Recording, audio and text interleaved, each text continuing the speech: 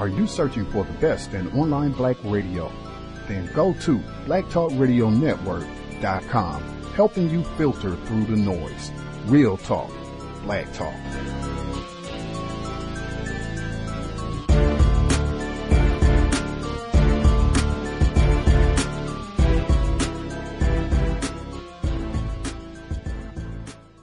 The internet is full of half-truths and all-out lies. We've all seen them, and many people on social media complaining about it.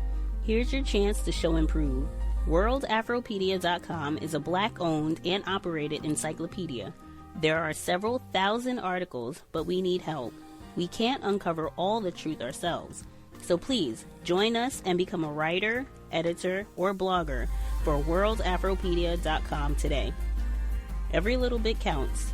We owe it to the future generations to put the truth out there. Visit WorldAfropedia.com, the African-centered encyclopedia, a global database of African knowledge for the purpose of bringing about global African wisdom and understanding. WorldAfropedia.com.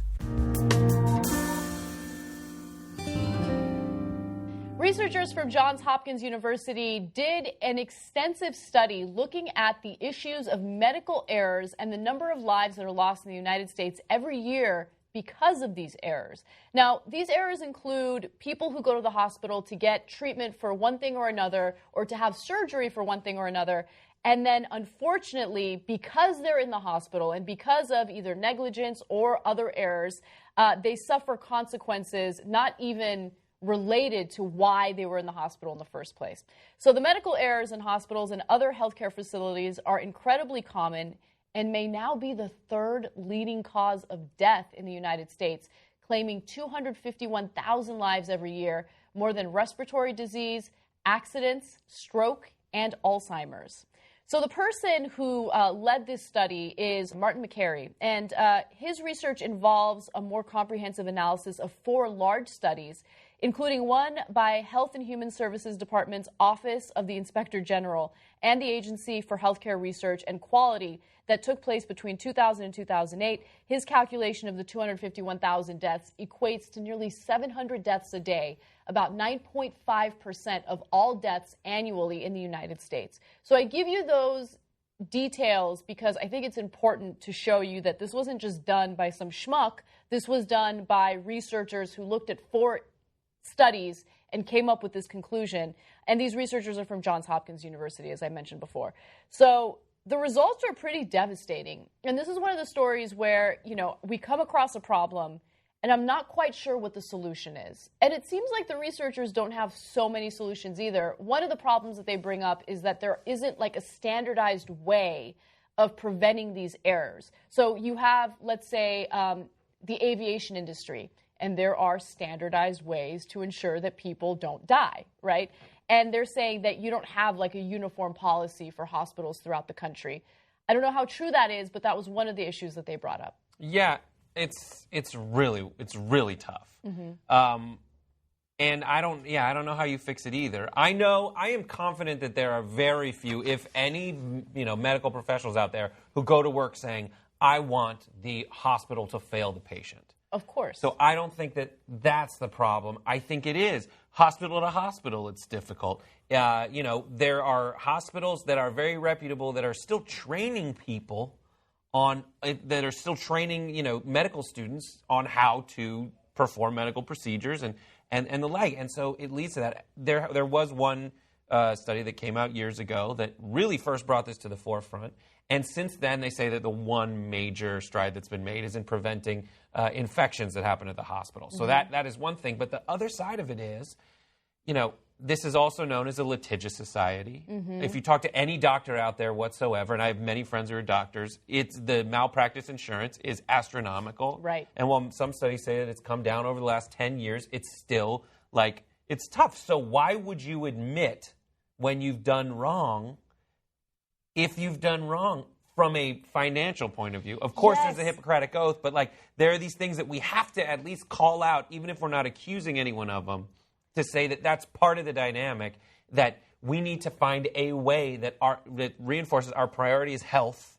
Our priority is not, getting you in trouble. We just need to fix this, even if it may be uncomfortable or embarrassing for a period. So yes, that was another thing, and I'm glad that you brought that up. One of the other issues that the researchers brought up is if there are mistakes made in other industries, let's say aviation, those mistakes have to be reported. And one of the reasons why they report it isn't just to get people in trouble. It's to prevent those mistakes or those errors from happening in the future. And apparently there is a lack of transparency in the medical field when it comes to these issues. So again, look, I don't think that any of these errors are done because of malicious intent. This is not to blame doctors or nurses or to, demonize them in any way. They have difficult jobs. But at the same time, mistakes happen in every job, and the best thing that you can do is find strategies in preventing it from happening.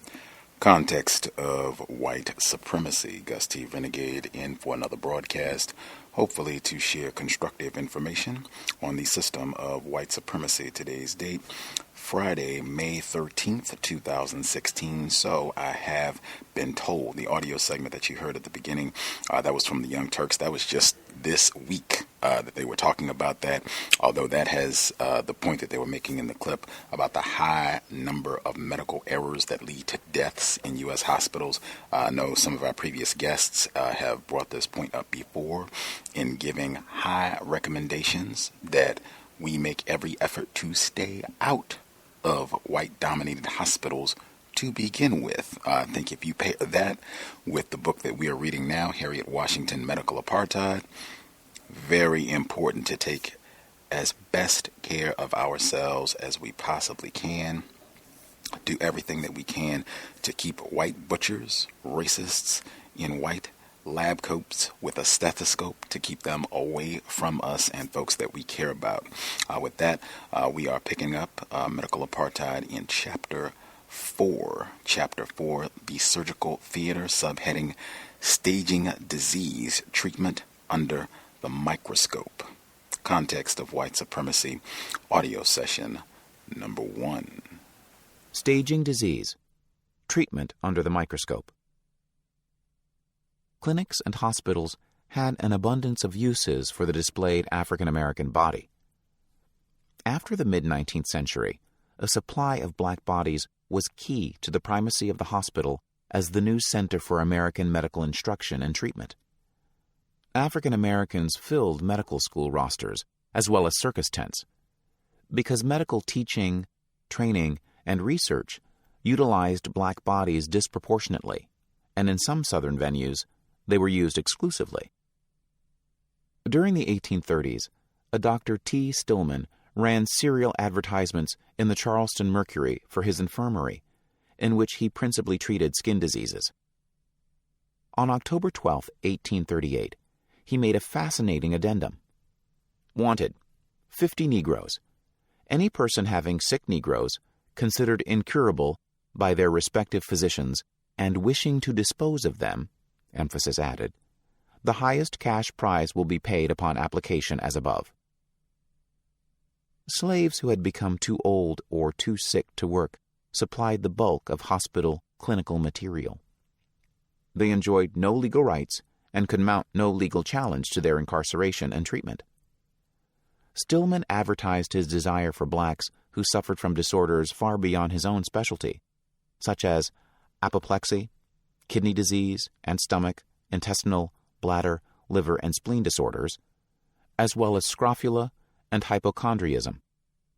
He wished to test new techniques and medications he had formulated on debilitated and chronically unhealthy blacks in the same institution where he treated paying whites. He then marketed the medications and techniques. Slave owners were glad to rid themselves of old, sick, and unproductive slaves. It was a sage bargain on the slave owner's part, because the hospital took over all or most of the cost of feeding, housing, and treating the unproductive slave. If the slave died, his owner was spared the inconvenience and expense of burying him, because the hospital would retain the body for dissection or experiment. If the slave recovered, the master would once again profit from his or her labor and breeding. Moreover, the slave owner could lay claim to benevolence. After all, he was sending his old or sick slaves to a hospital for expert care. Free blacks were also vulnerable because they were easily incarcerated in jails and almshouses for a variety of minor infractions of the many regulations governing free African Americans. Why were blacks the chief denizens of teaching hospital wards? The hospital movement finally crossed the Atlantic from Europe. One-room, one-year medical schools based upon the stereotyped dispensing of a few dozen nostrums fell out of favor and began to close as medical training began to focus upon scientific experimentation and anatomical knowledge. The new spirit of clinical inquiry questioned heroic but ineffectual treatments such as bleeding, purging, and cupping, causing them to quickly lose their cachet. Medical students were now expected to undergo training during several years, not months, on the clinical floors of hospitals. Diseases such as yellow fever, smallpox, malaria, and tuberculosis still flared into epidemics with regularity, and the dominant class of property-owning whites still relied upon private physicians to care for them and their families.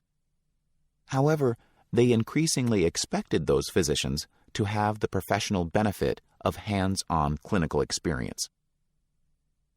However, acquiring such experience presented a challenge, because hospitals were about as popular a destination as homeless shelters are today. No one who had a family, access to a private physician, or financial resources to rely upon was willing to enter one. American hospitals of the 1800s were very different from the antiseptic, high-tech, ethics-obsessed meccas of scientific medicine that we know today.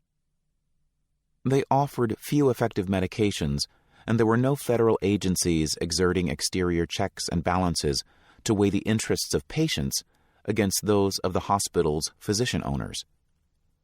Without the therapeutic options, patient protections, medical advances, and knowledge that we take for granted today, the hospital was less an institution for healing than a physician-centered venue for learning, training, and experimental approaches. These were conducted on black people and on other poor, desperate people without resources. Perhaps Thomas Jefferson said it best. It is poverty alone which peoples hospitals. To be exposed as a corpse, to be lectured over by a clinical professor, to be crowded and handled by his students to hear their case learnedly explained to them, its threatening symptoms developed, and its probable termination foreboded. The best one could hope for in hospitals and poor clinics was shelter from the elements and a minimum of dangerous, untried treatments among the infectious. One could, however, count upon exposure to a host of iatrogenic conditions and upon being regularly displayed to students and faculty. Hospital patients also risked involuntary treatment, including unnecessary surgery, often without the benefit of effective anesthesia. Yet the doctors-to-be and their teachers needed clinical material, human bodies upon which they could practice diagnosis, treatment, and finally, autopsy and dissection. Because no one entered a hospital voluntarily, this reluctant clinical material emanated from the lowest rungs of society. Sick or old people cast out of workhouses, almshouses, and in the South, plantations, filled hospitals. Clinic patients were not asked for their consent, and any physician who hesitated to operate on protesting slaves found he was legally bound to follow the wishes of not the slave, but the owner. In the South, African Americans were reluctant patients, but they outnumbered poor whites in hospitals. When the city of Richmond, Virginia, contemplated expending public funds to build a new almshouse, the professor owners of the Medical College of Virginia proposed a mutually beneficial alternative. They would take all the sick and infirm paupers into their infirmary and, in exchange, pay the city the funds it needed for a workhouse. In 1848, the faculty also proposed establishing a hospital solely for blacks, thereby ensuring a supply of patients for clinical instruction, although free blacks knew enough to give hospitals a wide berth when they could. Even in the North, hospitals expected blacks to submit to research as payment for having been treated in charity wards. Yet, no amount of money could buy a black patient a bed in the private ward where well-to-do whites received care. When a black patient was admitted in error to Boston's Massachusetts General Hospital in 1829, his doctor, George W. Otis, M.D., was severely taken to task. Clinical objects of wonder. Clinical display, in which a person and his illness were presented to physicians as part of their education and training, took several forms. On the sick wards, the clinical material was subjected to medical observation, during which he was thoroughly inspected, examined, and questioned by professors or by students under the supervision of a professor. Many questions, some of them quite pointed and intimate, probed the patient's condition, lifestyle, and habits. Treatment was administered to blacks on the charity wards, but care was always secondary to practice, because the primary purpose of the clinic was the instruction, training, and experimentation for the physicians and students. Treatment took place without consent, often via unpleasant draconian measures. Publication in medical journals and texts was also a priority, because it afforded physicians an opportunity to promote their academic careers and to advertise their practices by immortalizing their discoveries and surgical triumphs while sharing clinical curiosities and insights. The disrespect shown the clinical material often included speculation about their sexuality. Speculation on the sexual experiences of men and women were incongruously introduced into medical discussions, even those that lay far afield of sex and reproduction. In August 1846, 20-year-old George Prey, a medical student at the University of Michigan, expressed surprise that the 16-year-old black girl whose body was undergoing dissection had died a virgin. In an 1855 Virginia Medical and Surgical Journal article, Medical College of Virginia professor Theodore P. Mayo proclaimed that Roy, a 24-year-old slave with bladder stones, is reported to be a great buck among the dark damsels. Because physicians shared the public's fascination with unusual bodies, many people with physical deformities were repeatedly displayed and examined. So were idiots and idiot savants. By 1830, Southern medical schools competed hotly for students, and a key selling point for any medical school of the antebellum era was the availability of copious clinical material. Advertisements trumpeted the prospective students' access to ample black clinical subjects in nearby hospitals, clinics, almshouses, and other institutions. For example, the Savannah Medical Journal boasted that the Negro patient census of the Savannah Medical College provided abundant clinical opportunities for the studying of disease. In 1840, the Medical College of Virginia publicly flourished a plan wherein it predicted, "The number of Negroes employed in our factories will furnish materials for the support of an extensive hospital, and afford to the student that great desideratum, clinical instruction." Throughout the South, medical schools published circulars exhorting slave owners to send them patients. The schools established hospitals for blacks, where fees were lowered dramatically or dropped altogether, and advertisements for the free care of sick and aged slaves were placed in rural newspapers. The Medical College of South Carolina's circulars boasted that the excellence of its institution was based upon the many available cadavers and the great opportunities for the acquisition of anatomical knowledge. Its boast that the object of the faculty is to collect as many interesting cases as possible for the benefit and instruction of their pupils takes on special meaning when one considers that surgery at the Medical College of South Carolina was performed only on blacks, slave or free. The other Charleston school, the State Medical College Infirmary, admitted poor whites, blacks, and slaves. However, while the whites and free blacks were charged fees for lodging and treatment, slaves were treated for free.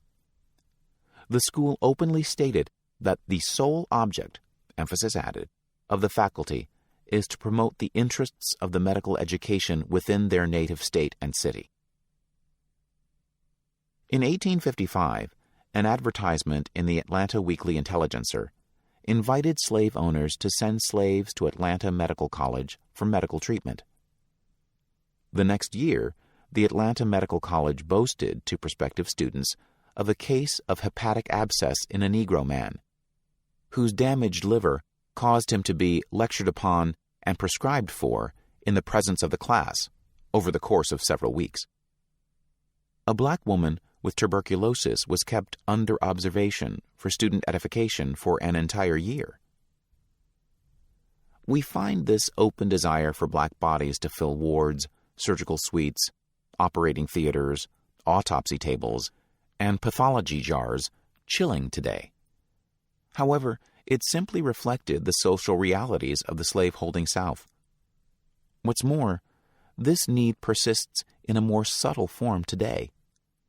In the words of one physician, medical schools consider it a selling point when they have plenty of low-income patients for students and residents to see. We have already seen that medical researchers collected data and tested treatments pertinent to whites by using the supposedly inferior bodies of African Americans. In the same manner, clinics used supposedly anomalous black bodies and minds as exemplars of illness and as tools to assess patients' responses to therapeutics. Blacks were believed to sleep more, feel pain less, endure heat better and cold worse, and be more prone to fevers, tetanus, syphilis, yaws, and tuberculosis, but resistant to yellow fever and malaria. Their skins were thought thicker, their brains smaller. They were characterized as sexually precocious and intellectually retarded. Yet in a familiar but illogical leitmotif, treatments for whites were devised, adopted, or rejected based upon the black response to therapeutics. Most physicians chose simply to ignore these inconvenient contradictions, just as they had ignored the illogic of transposing experimental medical results from African Americans to whites. However, at least one addressed the issue head-on. In 1894, Rudolph Mattis, M.D., published a 125-page surgical analysis arguing that the scientific racist could have his cake and eat it too. Mattis agreed with most contentions of black physiologic pathology, but he presented a shotgun marriage of his argument for rampant racial physiologic differences to a dogmatic claim that these differences would make no practical difference to the surgeon who wanted to assess procedures. He offered only opinion and little objective evidence to buttress his claims, so his work is less than convincing, but at least he acknowledged the fallacy. Mattis addressed only surgical techniques, leaving medical doctors to resolve their own scientific discrepancies. In 1854, the Richmond Daily Dispatch wondered, "Among them, blacks, there prevails a superstition that when they enter the medical college infirmary, they never come out alive, although nowhere are they better treated." Events, however, reinforced black fears and outrage, which was sometimes shared by the white medical community. For example, an outraged owner solicited the opinion of an editor of the Richmond, Virginia medical journals, who agreed that therapeutically unjustified surgical procedures were being performed wantonly upon moribund slave patients in hospitals, and even upon relatively well ones, merely to allow doctors opportunities to practice or teach techniques. One such incident involved a slave whose master sent him to the medical school clinic for treatment of a stubborn leg ulcer. The surgeon decided to amputate the leg, surrounded by students, although no clinical indications existed for this extreme procedure.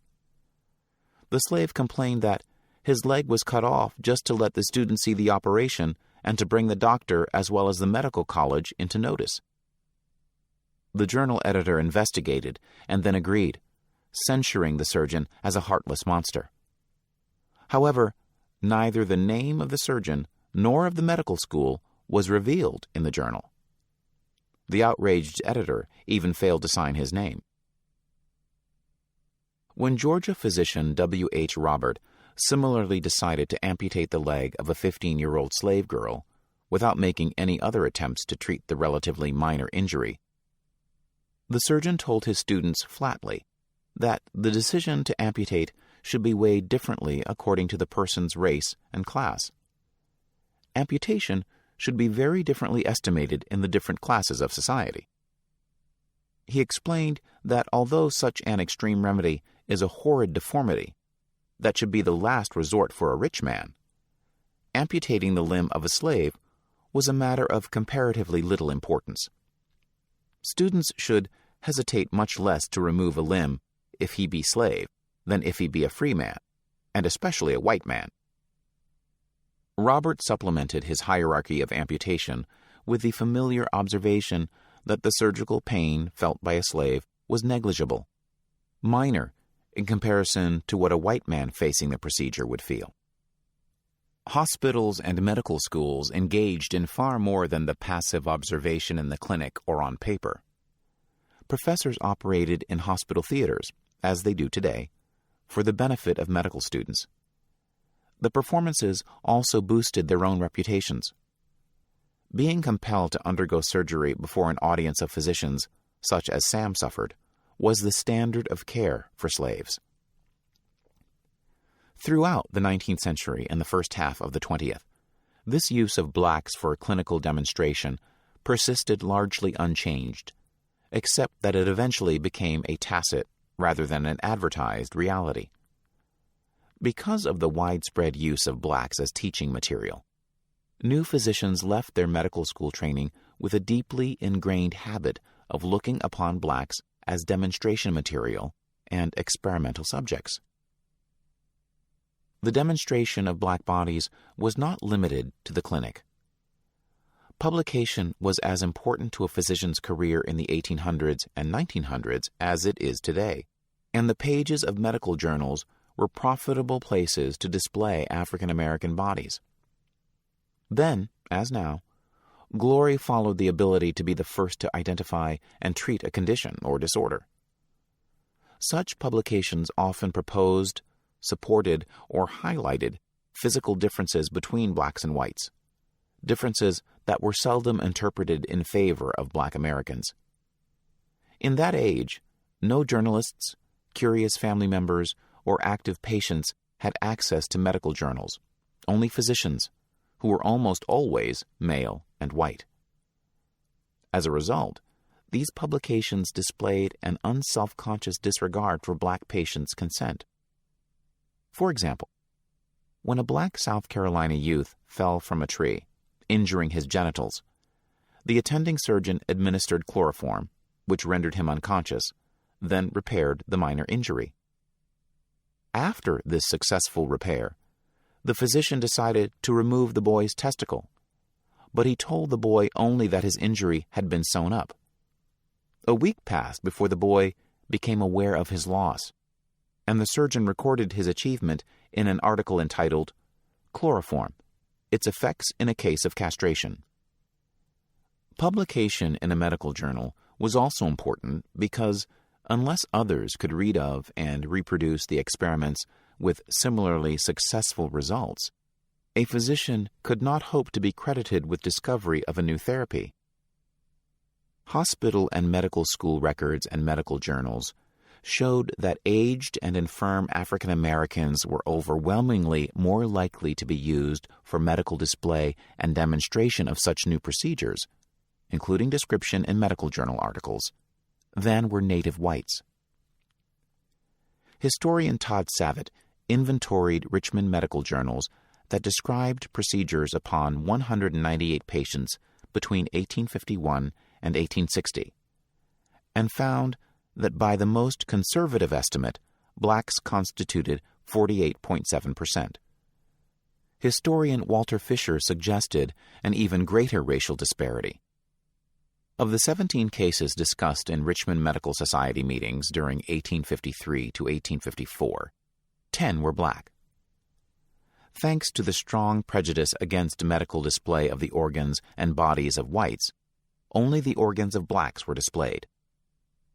When Professor Dugas of the Medical College of Georgia pioneered eye operations on slaves in 1838, he performed them before students. 3 surgical cases, all upon Negroes, were also performed by that school's Dr. Paul Eve before students as part of their training. Like the circus displays, medical journal reports reflected a fascination with unusual bodies. Not only were more of the displayed bodies those of African Americans, but the African American examples were also the most dramatically afflicted and most likely to be designated pathological. 6 of 11 accounts of unusual body types in Virginia medical journals described blacks whose deformities included hermaphrodism, precocious puberty, Siamese twinning, and birth monstrosities, including an extrauterine deformed fetus that was preserved and displayed for 40 years. The white reports dwelled upon less fantastic, less freakish anomalies, including hydrocephalus, congenital heart displacement, and quadruplets. No white Siamese twins or hermaphrodites were ever recorded in these journals. This pattern is evident on the national level as well. During one period, 5 of every 9 medical journal reports of unusual bodies featured blacks, including another hermaphrodite and another 40-year-old deformed fetus. Degrading medical reports that reproduced patients' bodies, faces, and even their names, and that speculated upon sexuality, were reserved for blacks. A white patient might sue. A black patient had no legal standing. When an 1849 Philadelphia Medical Journal article reported on a black woman who gave birth to twins, one black and one pale, the physicians speculated that the biracial twinning was the result of sexual congress on successive days with a white man and a black one. This sort of speculation would never have been offered about a white woman. Men were by no means spared sexual ridicule. Many curious physicians repeatedly examined Ned, a hermaphrodite, over the course of several years. And one doctor's medical journal report contained this passage: "Whether his amorous advances to the dusky maidens around him has ever resulted in any practical display of virility is unknown. It is fair to conclude that no seminal discharge has, or ever will, take place." In such cases, the subject was blithely named in the journal or the exhibit, but no images of white subjects appeared, and they remained anonymous. Some displays encouraged the belief in widespread racial dimorphism. When a black American exhibited an unusual condition, physicians often took a leap of faith and racialized the condition, assigning it to all blacks or only to blacks. For example, Dr. Robert Knox published an article in an American medical journal wherein he described finding an 8th extra intercostal rib in several dissected bodies, all of which were those of Africans or black Americans. He conjectured that this anomaly was peculiar to blacks. Many such articles served double duty as pro-slavery propaganda because they interpreted these conditions or anomalies as evidence of racial inferiority. Similarly, anthropologist Ernst Haeckel asserted as late as 1906 that blacks retained a hand and foot morphology that was closer to that of the apes than of that of white men. There are wild tribes of men who can oppose the first or large toe to the other 4, just as if it were a thumb. They can therefore use their grasping foot like the so-called hinder hand. The Negro, in whom the big toe is especially strong and freely movable, when climbing seizes hold of the branches of the trees with it, just like the 4-handed apes. Such false assumptions were fueled by the difficulty of making internal observations of living persons. Scientists assumed that the skeleton, nervous system, and viscera of African Americans were quite different from those of whites. But proving this was a challenge. Because they had no internal imaging techniques, such empirical evidence for putative differences was ascertainable only through autopsy. The consistent display of black patients as mere disease exemplars also blunted physicians' compassion. The result of exploiting the clinical material was a damping of sensitivity and altruism toward black patients, and this became an important but unacknowledged part of a physician's training. One powerful illustration of this process is found in the touching November 1846 memoirs of the newly minted Dr. Prey. He recounted how during his first anatomical dissection he had felt an overwhelming sympathy for the fate of the young girl under his scalpel. Today, our subject, a poor Negro girl, was brought up. Poor, despised, and disregarded African, degraded and despised in life, you are to be made a spectacle and subject of ridicule and obscene jest, even in death. Yet, under professional pressure, he immediately launched into a detailed public surgical dissection of the girl's labia. A year later, the same doctor laughingly wrote off his antics the night before, when he had delighted in making a group of white women of his own social class scream in horror. How? By frightening them with a piece of dead nigger that he had saved from the dissecting table.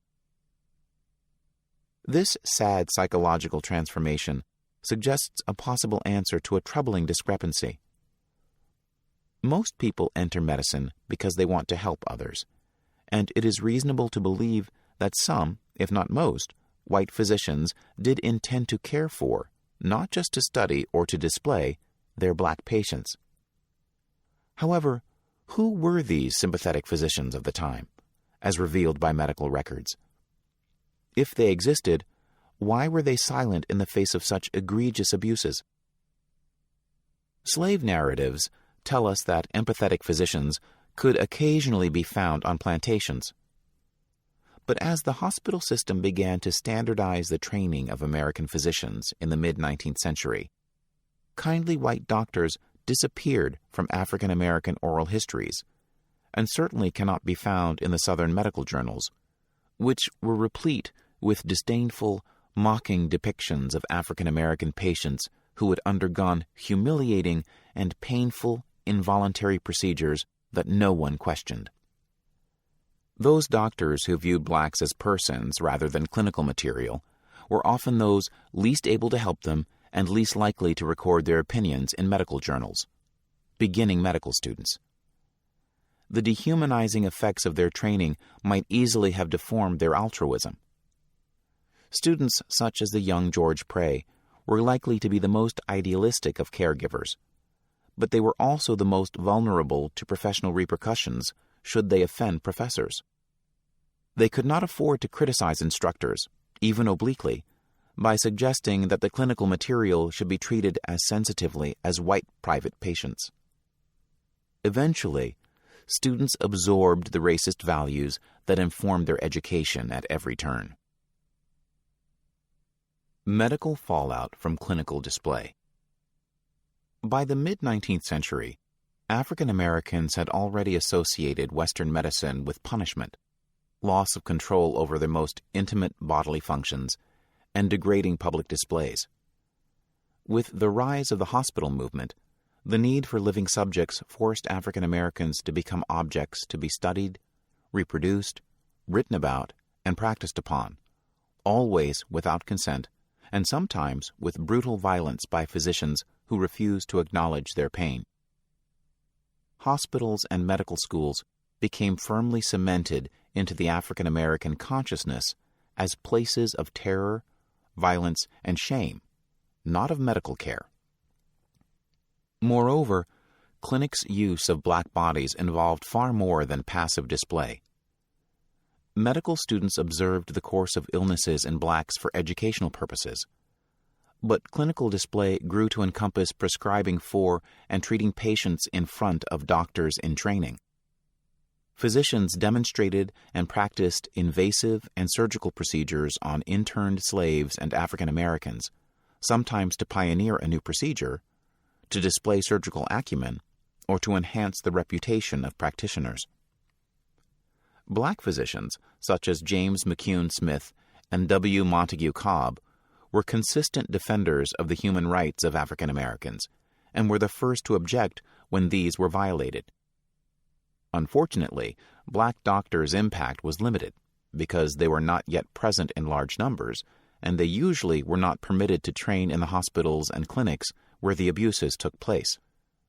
Black physicians still had to leave the South, and often the country, to obtain medical educations. Many were pressured to leave the country after obtaining an MD degree, and those who remained found themselves barred from necessary internship and residency training. The white physicians who were trained by peering at, ridiculing, and practicing upon the captive bodies of African Americans had been taught to view these bodies as expendable. When loosed upon the world as practitioners, they continued to view African Americans as subjects rather than as patients.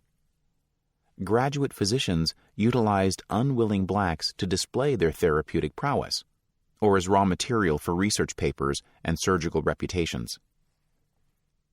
Medical display was not the final manner in which blacks' bodies were used against their will in the clinic. The next chapter explores how black bodies were medically exploited even after death, via autopsy and dissection. Chapter 5. The Restless Dead. Anatomical dissection and display. In Baltimore, the bodies of colored people exclusively are taken for dissection because the whites do not like it and colored people cannot resist. Harriet Martineau, Retrospect of Western Travel. No place in the United States offers as great opportunities for the acquisition of anatomical knowledge, subjects being obtained from among the colored population in sufficient numbers for every purpose, and proper dissection carried on without offending any individuals in our community. Advertisement for the South Carolina Medical College, c. 1831. On September 11, 1977, Casper Yagan, a 68-year-old retired auto mechanic, vanished. His sister, Pearlie Smith, with whom he lived, contacted a police officer in the Washington, D.C. Missing Persons Unit and provided the photograph he requested. He said he would be back, but I didn't hear anything, Smith told the Washington Post.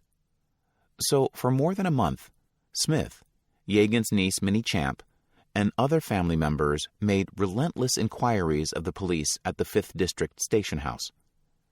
They also called area hospital emergency departments, which the officer should also have done. Everyone with whom they spoke assured them that Yagan had never been brought into a hospital, until Champ called the police again on November 1st, 1977, and reached the officer with whom Smith had first spoken. He visited them again and made several telephone calls, which revealed that his original report had never been properly filed. The police made errors as well.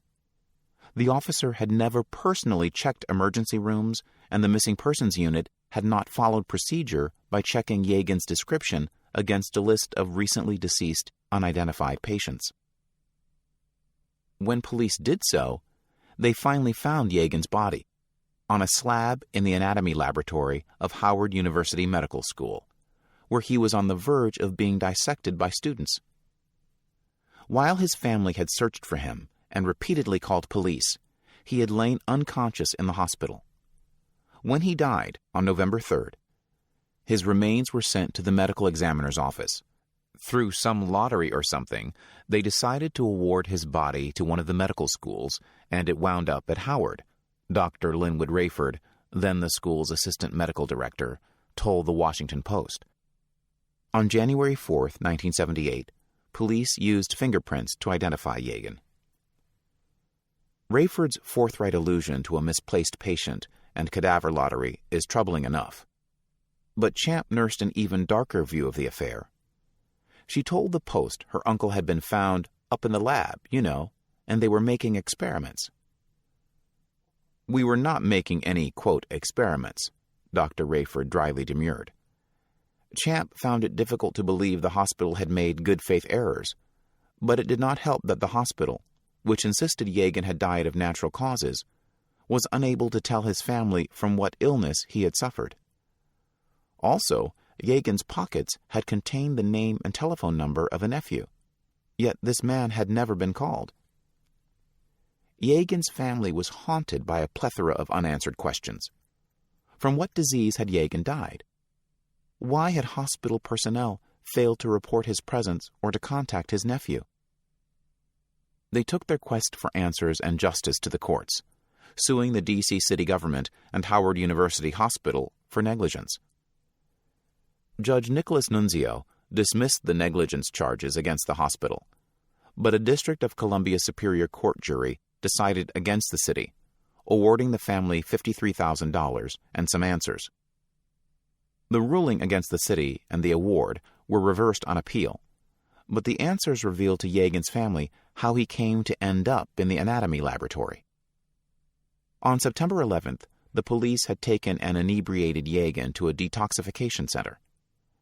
The paper in his wallet with his nephew's name and address was ignored and placed with Yagan's possessions in storage at the center. When he grew ill the next day, Yagan was taken to Howard University Hospital without these items and admitted as John Doe. Over the next months, hospital staffers repeatedly told Yagan's sisters that no one of his description had been admitted, even though he was the only unidentified patient in the hospital during this period. When Yagan died, his body was taken to the medical examiner's office, which donated it to Howard University Medical School. Among other things, Yagan's story illustrates a classic discord in interpretation between many African Americans and medical personnel. Intentionally or not, Yagan and his family were certainly abused and exploited. But like many African Americans, Minnie Champ imputed a darker motive to the hospital than was indicated by the facts. One factor feeding the friction between Yagan's family and the hospital may have been a confusion of the concepts of experimentation, dissection, and autopsy. Human experimentation entails an induced change that is carefully controlled and monitored to reveal medical or scientific information. Dissection, from the Latin verb dissecare, means to cut apart. This procedure is undertaken to identify and examine a body's components during, for example, medical education. This is the surgical process that Yagan's body had been on the verge of undergoing. Autopsy and necropsy are the terms used for an investigative dissection by physicians who are attempting to determine the cause and other circumstances of a person's death. The hospital personnel, who in this case happened to be primarily African American, cast the Yagan incident as a regrettable fluke, rare and unlikely to be repeated. But is this characterization supported by the facts? How often do the bodies of the poor, the homeless, the friendless, or those who, like Yagan, simply look that way to medical personnel, end up on anatomy tables? What role has race played in such events, yesterday and today? The short answer is that the bodies of African Americans were once at the highest risk of being used for anatomy. In many areas, the majority of cadavers in research or dissection laboratories were black. But today, that risk has shrunk dramatically for African Americans. Experts claim that mostly white bodies are used today, but they can provide no good ethnic national data to quantify this. Because the Uniform Anatomical Gift Act of 1968 provides for the distribution of unclaimed bodies to medical schools and other public and private consumers of human cadavers and tissues, and because minority groups are overrepresented among the poor and homeless who constitute the bulk of these bodies, all indications suggest that black bodies are still more likely than whites to populate dissection laboratories. However, the historical data are unambiguous and reveal a long-standing preference for African American bodies, which suggests that the fears of many African Americans emanate from an ugly historical tradition, not from overly fertile imaginations. Minnie Champ's fears about experiments may well have been misplaced, but they were not baseless.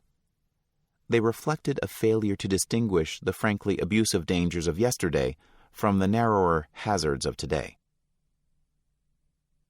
Until the last century, American medical practitioners shared a deep frustration with much of Europe.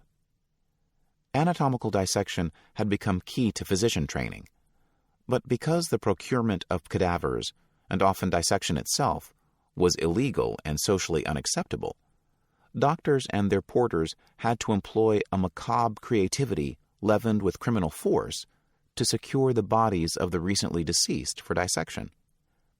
These bodies tended to be black. The attitudes of white Southerners, both toward the use of human bodies in medical education and toward blacks, were silently but clearly revealed in the medical profession's heavy reliance on Negro cadavers, observed Todd L. Savitt. Hospitals habitually delivered black bodies directly from the wards to the autopsy tables without asking anyone's consent. Today, the legacy of this post-mortem racism survives in policies that continue to appropriate the bodies of friendless paupers, such as the homeless, a disproportionate number of whom are black, for medical purposes. Medical educators hold that dissection is necessary because students must familiarize themselves with the human body before they treat living patients. Who, they ask, would wish to be treated by a doctor who had never personally investigated and familiarized herself with a human body? However, recent studies show that fewer people are donating their bodies for medical education. In a 2004 Johns Hopkins report, only 49% of those surveyed said they would consider donating their bodies. Worse, up to 70% fewer African Americans said they would donate. Race and education were the most important determinants. African American literacy was still widely outlawed and remained low in affected communities until the early 20th century. So witnesses spread the information about this exploitation of black bodies via oral traditions that alerted others to the danger, but sometimes exaggerated its extent. Word of mouth spread the reputation of hospitals and medical schools, which were not typically affiliated with hospitals until the middle of the 19th century, as repositories for black bodies that had been stolen under cover of darkness by night doctors for use in medical dissection rooms and laboratories. This oral tradition is frequently dismissed as old wives' tales and superstition, because tales of the theft of black bodies sound fantastic to many whites, and to African Americans who pride themselves on their scientific sophistication. Many people assume that belief in the theft of black bodies is paranoia, born of a violently racist history. But Janie Gaines and Sarah Cox knew from experience that black cadavers tend to disappear. In January 1998, the sisters frowned as they surveyed the crumbling headstones, trash, and tangled weeds strangling Greenwood, the Birmingham, Alabama cemetery in which their family had long ago laid their sister, Addie Mae Collins. Although most Americans do not know her name, Addie Mae is a national icon of sorts.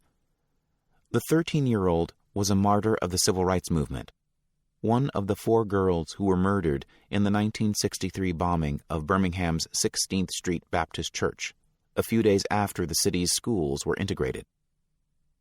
Martin Luther King Jr. eulogized her, and her tombstone bears the rousing inscription, "She died so freedom might live." It was 30 years before her sisters could bear to visit her grave, and when they saw its neglected state, they immediately arranged to have Addie Mae move to another, better-maintained cemetery. However, workers who opened the grave recoiled in shock. It was empty, devoid of casket and corpse. Addie Mae's body, like so many buried in black cemeteries throughout the South, is missing. No one can know with certainty who took the body or why, but many are convinced that her body joined the untold thousands of anonymous black cadavers on anatomists' tables. Skeletons in the closet.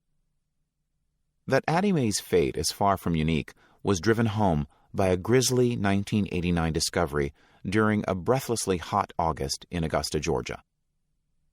Construction workers renovating a stately 150-year-old Greek Revival structure that once housed the Medical College of Georgia, MCG, stumbled upon a nightmare cached beneath the building.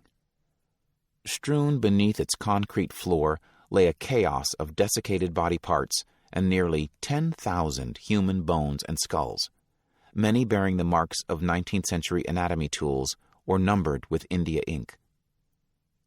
The cool, sunless basement had preserved the remains remarkably well. Bones and human dissected material littered the floors, metal tubs, and even latrines. Ossified human remains spilled from broken vats that had once held cadavers preserved in alcohol. Jars held fetal organs in vanishing lakes of whiskey, an indication that scientists had displayed the purloined bodies using the alcohol as a preservative, in addition to dissecting them. Because not only grave robbing but also anatomical dissection were illegal in Georgia until 1887, there was no legal source of such bodies. They were stolen, and in a manner that outraged decency and violated the law. This disarticulated nightmare was all that remained of faceless people whose bodies had been dissected, then unceremoniously scattered in the basement amid a jumble of broken syringes, microscope slides, scalpels, old pill bottles, and other medical detritus. As years passed, medical personnel covered each stratum of human refuse with quicklime to quell the stench, and later the basement was cemented over. Scientists determined that most of the remains dated from the 19th century, and detailed analyses of the bones and surrounding materials revealed that 75% of the bones in the basement were those of African Americans, although blacks constituted only 42% of the area's population. The late Robert Blakely, then chair of the Georgia State University's Department of Anthropology, gathered a multidisciplinary team, which later reported on almost every scientific and humanistic approach to analyzing the 9,800 human bones the MCG had used between 1835 and 1912.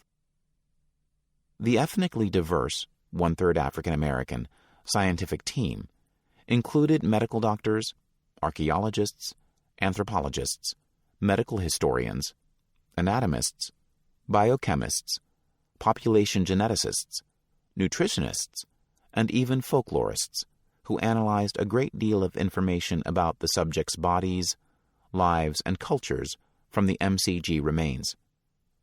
They determined age from the age-specific growth and fusing of bones, such as sutures of the skull and wrist bones. The angle of pelvic bones and bone thicknesses and ratios revealed gender. Many physiological and medical methods certified racial identification. The separate lives of blacks and whites in the mid-19th century South provided much of the definitive racial data. Blacks and whites ate different diets, wore different clothes, suffered from different disorders, worked at different occupations, took different medications, and died from different diseases and disorders, many of which left their marks on bones. Area residents, black and white, were also questioned about their knowledge and beliefs concerning the school's activities. This inclusive approach allowed the scientists to do more than interpret medical truths.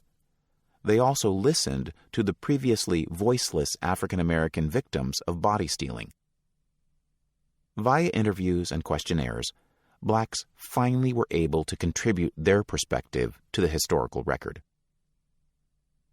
The basement was filled with mostly black bodies, not by accident, but by design.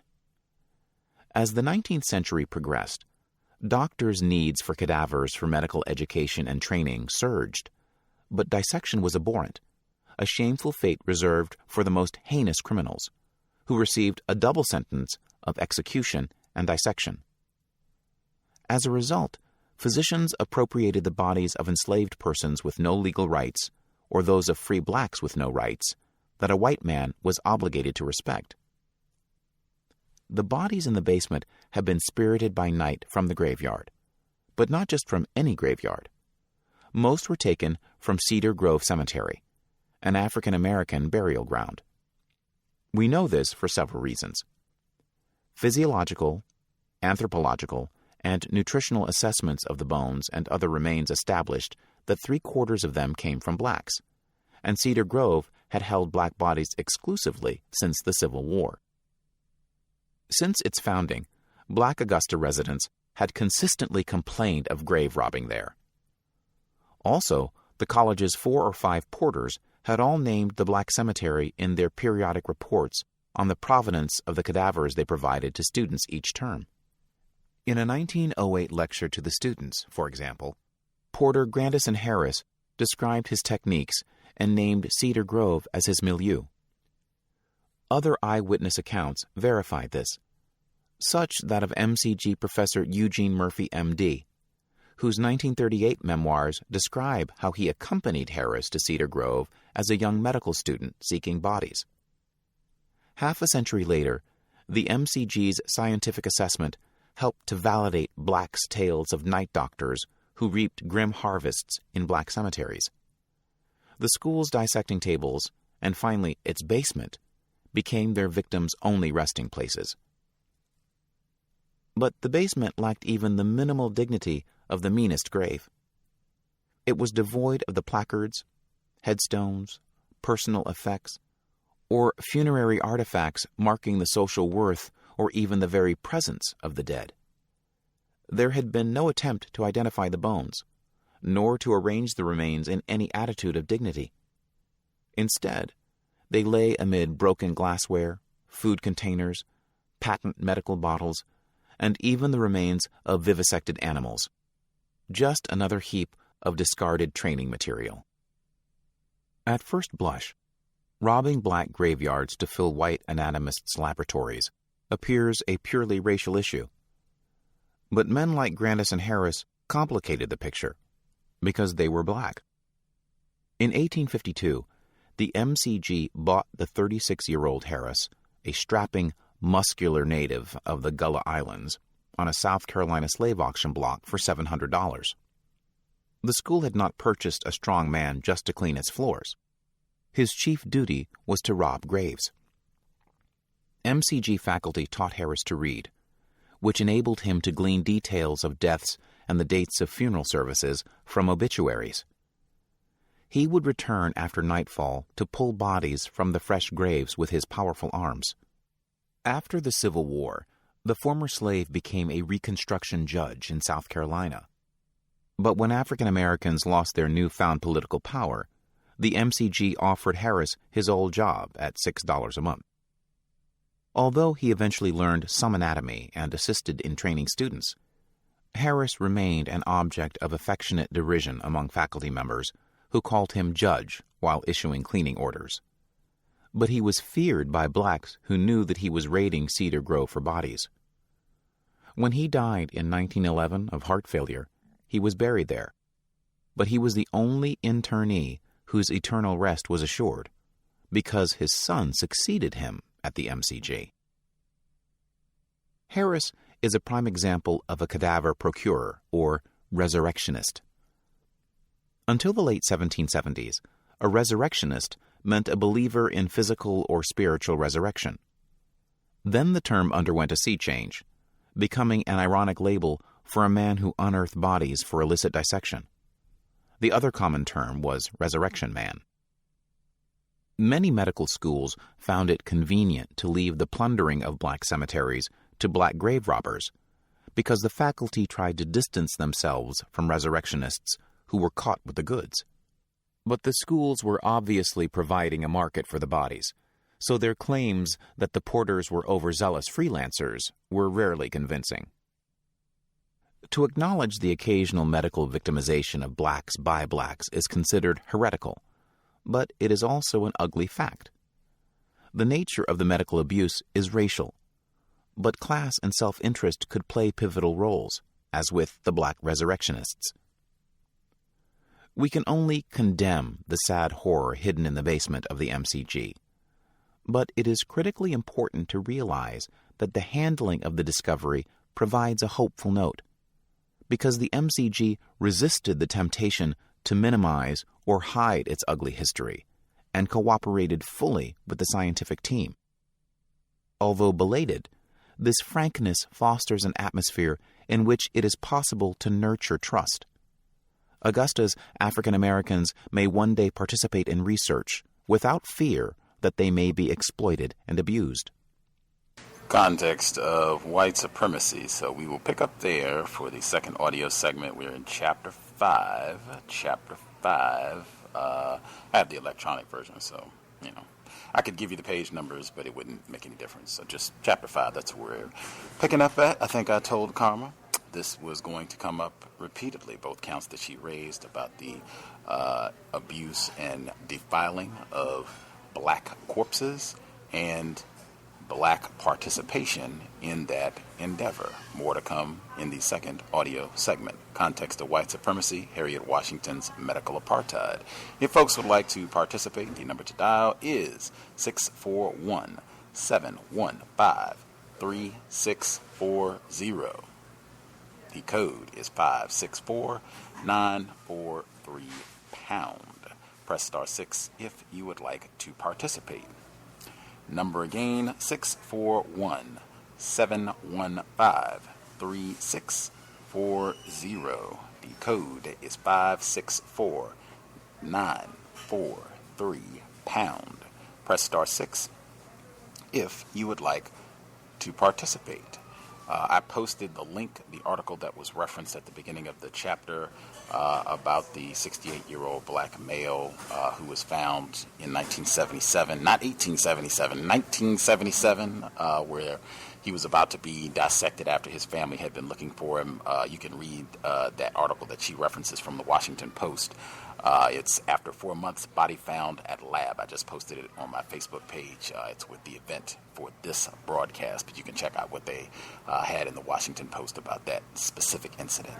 If you want to participate and you do not want to use your phone, you can use the free VOP line. It works anywhere in the world. It's linked at Black Talk Radio Network. If you are not there and you need the address, it is tinytinycc/1race, and that is the number 1. Address again, tinytinycc/1race, and that is the number 1. When you put in that address, click the link on the left of the page.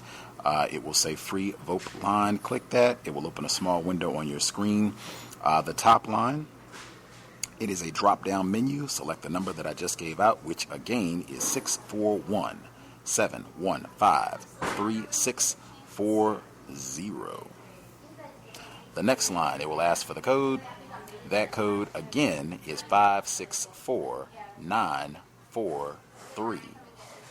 The final line, it will ask for a name. You can put in a real name. You can put in a nickname. If you just want to press random keys, that is fine too. Whatever you're comfortable with. Once you get all that entered, click the green button at the bottom of the screen. It will connect you to the live broadcast. You should be able to hear us. It is the same procedure. If you would like to participate, you'll see the dial pad on your screen. Press star 6. When you do that, you will hear the audio prompt to press the number 1. When you do that, I'll see your hand on the screen. We will get you on the line. With that, all the folks who dialed in with a hand up should be with us. It's too many people to name. So everybody who dialed in with a hand up should be with us. Just make sure you watch the background noise if you're in a noisy environment. All the folks who have a hand up should be with us. Feel free to share your thoughts. Yes, may I be heard? Yes, sir, Mr. Demery Ford. All right. Greetings, Gus. Greetings to the other callers and listeners. First, I want to address a question that you had brought up in one of the earlier recordings about the suspected racist Ron Butler, the reading of medical apartheid, if it had any disturbing features to us or whatever. But I think that damage control by use of inference or the lack of inference on critical points. The way information is delivered is important, and so racists may have an interest in the way that truth is revealed. So, one of the examples that I think shows it is on page 107 when they're talking about the state medical college. And it's saying that the other Charleston school, the State Medical College Infirmary, admitted poor whites, blacks, slaves. However, while whites and free blacks were charged fees for lodging and treatment, slaves were treated for free. The school openly stated that the sole object, emphasis added, of the facility is to promote the interests of the medical education within their native state and city. So it's almost like in the reading that, that could easily be skipped over. But emphasis on that point. We do not care about these Negroes. And Miss Washington refers to Todd Savett quite a bit. His book, Medicine and Slavery. I don't know if he's ever visited the C.O.W.S, but I think he's an active professor right now, and he may be a good choice for bringing some constructive information to the C.O.W.S. The medical students were intentionally taught erroneous information about blacks, that they didn't feel pain as much as white people, that blacks were either immune to certain conditions or that any examples of abnormality was exclusive to blacks, which would cause students that's coming through the medical school, to form opinions about blacks that they carry on through their whole career. One of the examples was that guy, Dr. Prey, where he was at one point saying that he had some type of benevolence for the 16-year-old, and then he continued to butcher her after that, and then even had a section of skin that he called a piece of nigger that he carried around with him. So these guys, it's no question that they are racist. It's just how deep they practice it. And they pass knowing that they're getting all these black people, stealing them from the grave to do medical research.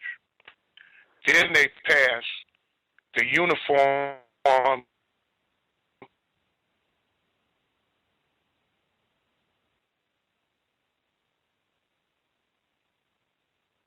anatomical gift act, organ donations, transplants, gifts, and limit the liability of healthcare service. Trafficking human organs. This was the beginning of it. If they were robbing graves with no respect for the dignity and sanctity of the family or the individuals, then it was going on then. It's going on now, stealing human organs. But I want to say quickly, Addie Mae, one of the teenage girls that were in the church bombing in Birmingham, it's just, disgusting. Her body came up missing, and to this day, I don't think they even know where it is. But while renovating the structure in a medical college, they found all these bones, right? 75% of them was black people.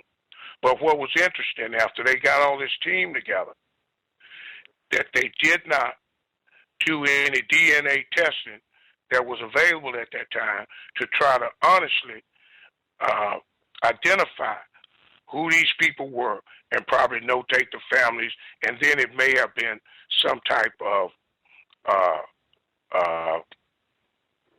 compensation or whatever available, but at least you would know who the people were. And none of that happened. And just quickly on the Resurrection Man, Gransel Harris, like Eunice Rivers in the Tuskegee syphilis study, they bring up another black person, and he's the only name you remember on all this grave robbing. When the staff of that Georgia Medical College had employed him first as a slave and then as an employee to do it, and they should be the ones held responsible for the grave robbing. And Gus, would you make sure that we have the link that we can make donations to? And I'll mute my line after that. Thanks for taking the call. Yes, sir. Just quick FYI, if folks are interested, if you have access to my Facebook, I posted a link so you can see the narrator, Ron Butler. I suspect that this is a non-white person. I think someone asked last week, because this is the same person who read The Half Has Never Been Told. I don't know if everybody has seen him or not, but I think this is someone who would not be accepted as white. Now, he does look like he might have a white parent or what have you. Certainly folks can take a look and come to your own conclusions, but I don't think white people would accept or classify him as a white person based on the photograph that they have with some of the other narration that he's done. But y'all can, if you have access to my Facebook page, just look where you'll see the event for today's broadcast for medical apartheid, and I posted it as a link. It's right below the article that I mentioned about the case in D.C. with the 68-year-old black male being missing, and then they were going to dissect his body, but you can see what Mr. Butler looks like. Can I be heard? Yes, sir. Yes. Greetings to you, Gus, to Mr. Demley and all the callers and listeners. And I missed most of the reading of the first section because I had to help my wife with my father-in-law. But I came in for pretty much a portion of the tail section, and I wanted to speak to a couple of things there.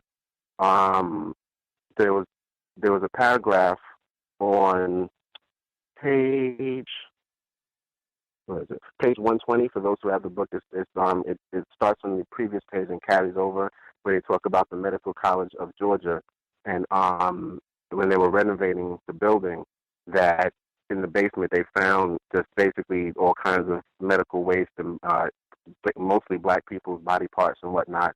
And I found that to be kind of like a metaphor for white people, in the sense that, we see them, they walk around with their Chanel No. 5, and they wear all of these, high-end brand names that white people make. And because of the way that they've psychosocially conditioned us as black people, we think of them as the highest thing to aspire to. And when you get beneath the surface, it's just like what Ben Tillman said. If you scratch the surface, you'll find that same savage, rolling through the hills in Britain and Scotland. It's like they are the ugliest human beings ever. And I mean, just to think of all those people who are discarded down there like waste and like trash, just really speaks to their psychopathology and how they hide things. It's like a metaphor for how they hide the worst aspects of themselves with this veneer of civility. And then when you get to the real nitty-gritty of who and what they are, they're just savage, subhuman animals. And then the other section, the other part I wanted to focus on is on page 122, where it says, the basement lacked even the minimal dignity of the meanest grave. It was devoid of placards, headstones, personal effects, or funerary artifacts marking the social worth or even the very presence of the dead. There had been no attempt to identify the bones nor arrange the remains in any attitude of dignity. Instead, they lay amid broken glassware, food containers, patent medicine bottles, and even the remains of vivisected animals, just another heap of discarded training material. And that brings me back to Dr. Welsing in her Genius, when she says that they view black people as life unworthy of life. That is the only way that you would treat other human beings in such a manner, as if in your psychopathology they are life unworthy of life. And I just thought it was something to focus on, to give us pause for thought for those creatures we live and work amongst every single day. And also what happened to young sister that died in the bombing, whose body ended up missing, kind of made me think of something that I don't think many of us ponder. When our ancestors were kidnapped, you might have, and we could put this in modern terms. Just imagine you have a child and you send that child to school in the morning. It's a routine that they've done, their whole lives, and then they just never come home, and you never see them again. And that's what happened to our ancestors. Some of them just, they went out to do their daily routine, and they were just never heard of. And just the psychological trauma, for those people, even today, those black people have relatives who have disappeared and who are never seen or heard from again. This is the kind of the thing that happened to us in the millions, hundreds of millions. So it's something to really think about and really give us insight into the mindset of white people. And another thing I lastly wanted to touch on is in this book, when they speak of the dissection of black people, they speak about it being done in a theater. And a theater is a term that's used in the military. So they're telling you it's medical warfare on black people. Because if just look at the sections we read thus far, it is warfare on the black body.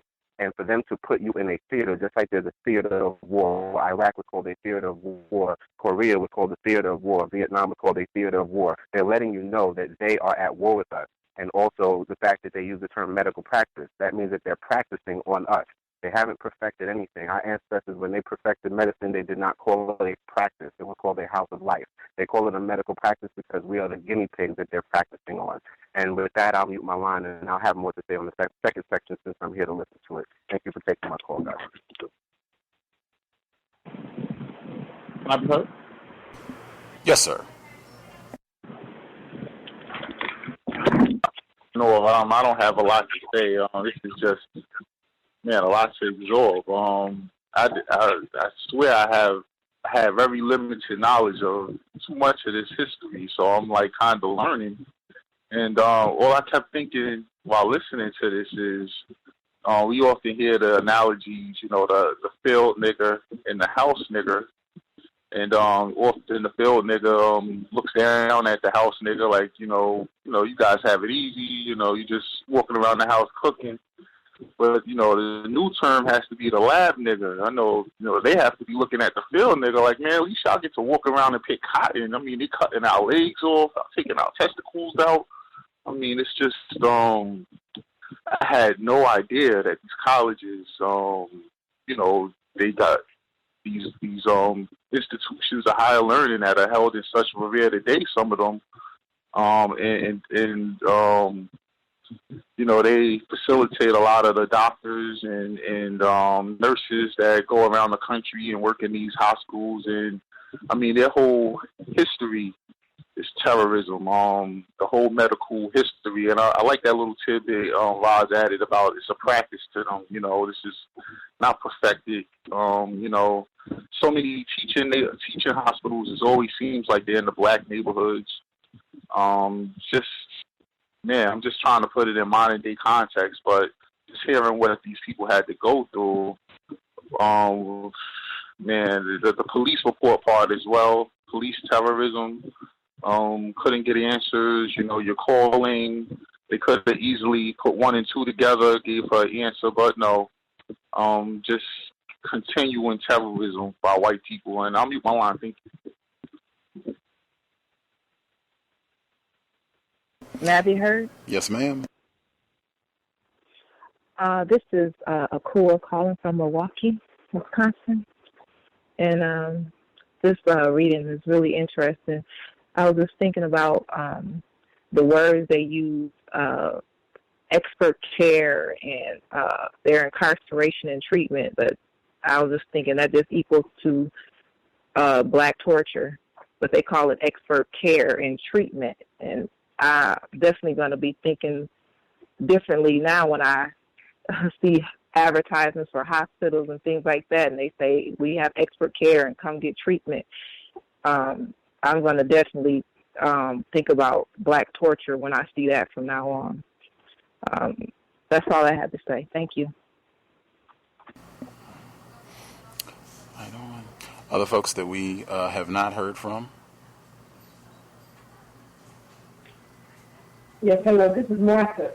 You're not coming in clear. I don't know if you're on a speakerphone, but you're not clear. Okay. Can you hear me now? And I mean, like when I say a little bit, that's a minute improvement. Okay.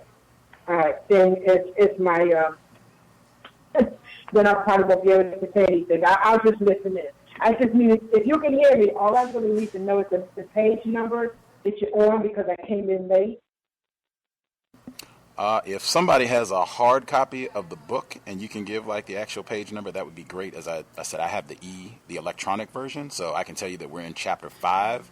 We're kind of at the earlier stage of chapter 5. We ended with the last sentence that we ended on. The paragraph, it reads, although belated, this frankness fosters an atmosphere in which it is possible to nurture trust. Augusta's African Americans may one day participate in research without fear that they may be exploited and abused. That's the last paragraph, last sentence in the last paragraph that we stopped on in chapter 5. We're pretty... It's the middle of page 123. I'm sorry for interjecting.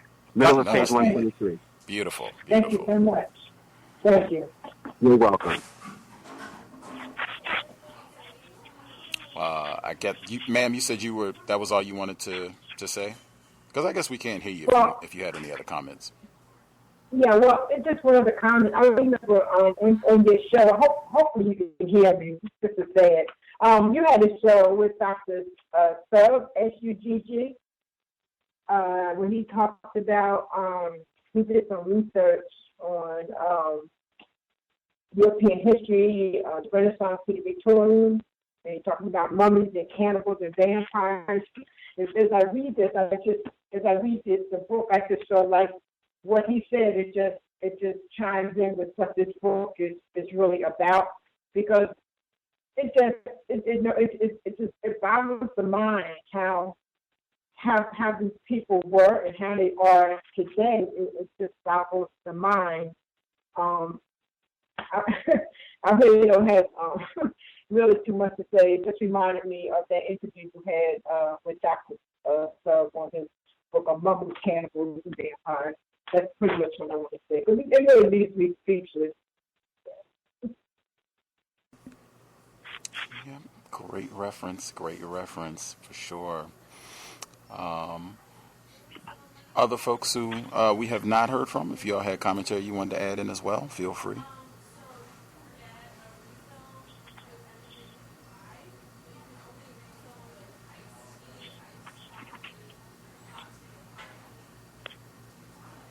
We got it looks like there are other hands up. Did we miss anybody? Anyone have comments?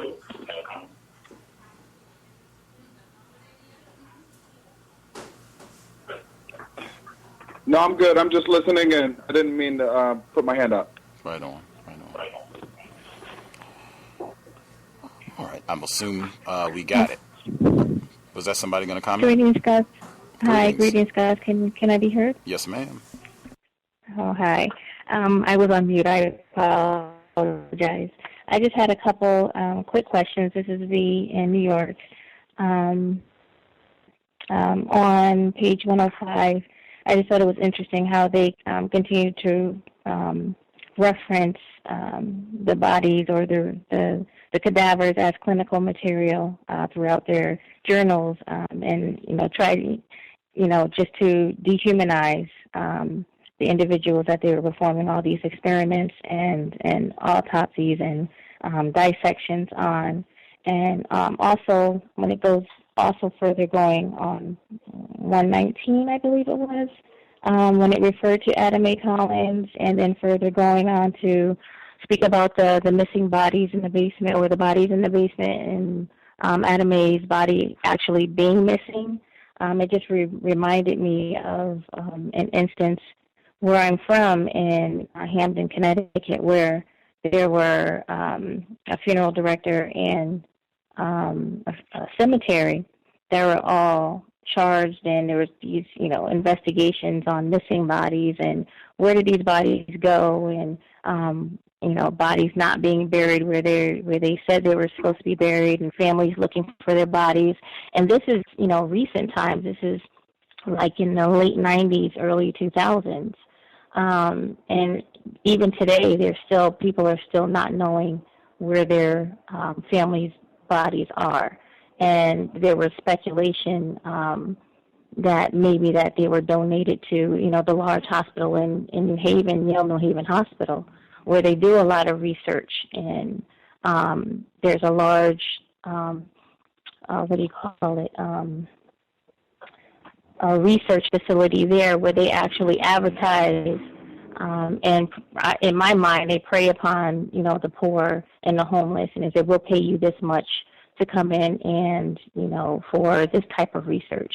And a lot of times these people are never seen again.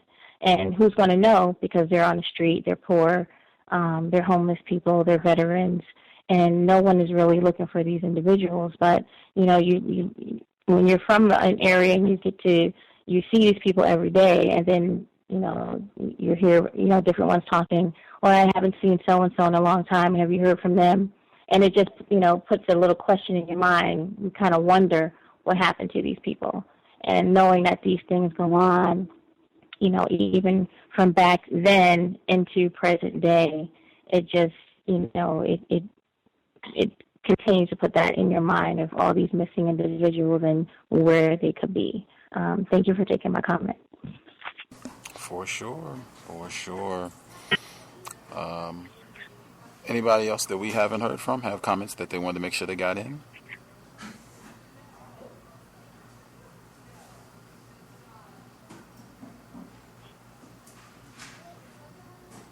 We get everybody? Retired firefighter, do you have commentary you wanted to add in as well? Yeah, well, I just got the opportunity to tune in. We're doing some work around the house. I heard about as far as bodies and experimentation, and I can tell you, based on non-white black people's position under the system of racist white supremacy, our dead bodies are prime candidates for any type of experimentation, lessons to be taught to aspiring doctors, future doctors, or anything that you possibly can use your imagination on what someone would do with a body. It's been and will be, as long as there's a system of racist white supremacy done to our bodies. In a lot of cases, the family survivors who expect their loved one to be 6 feet on the ground is not. They're in jars with formaldehyde, soaked in formaldehyde, either chopped up in different pieces or in whole for the next class room study that someone is performing on that particular person's body in a lot of cases. You know, I mean, just leave it up to your imagination as far as what I figured. That's all I have to say. For sure. Anybody else that we missed? Folks had a hand up who we have not heard from.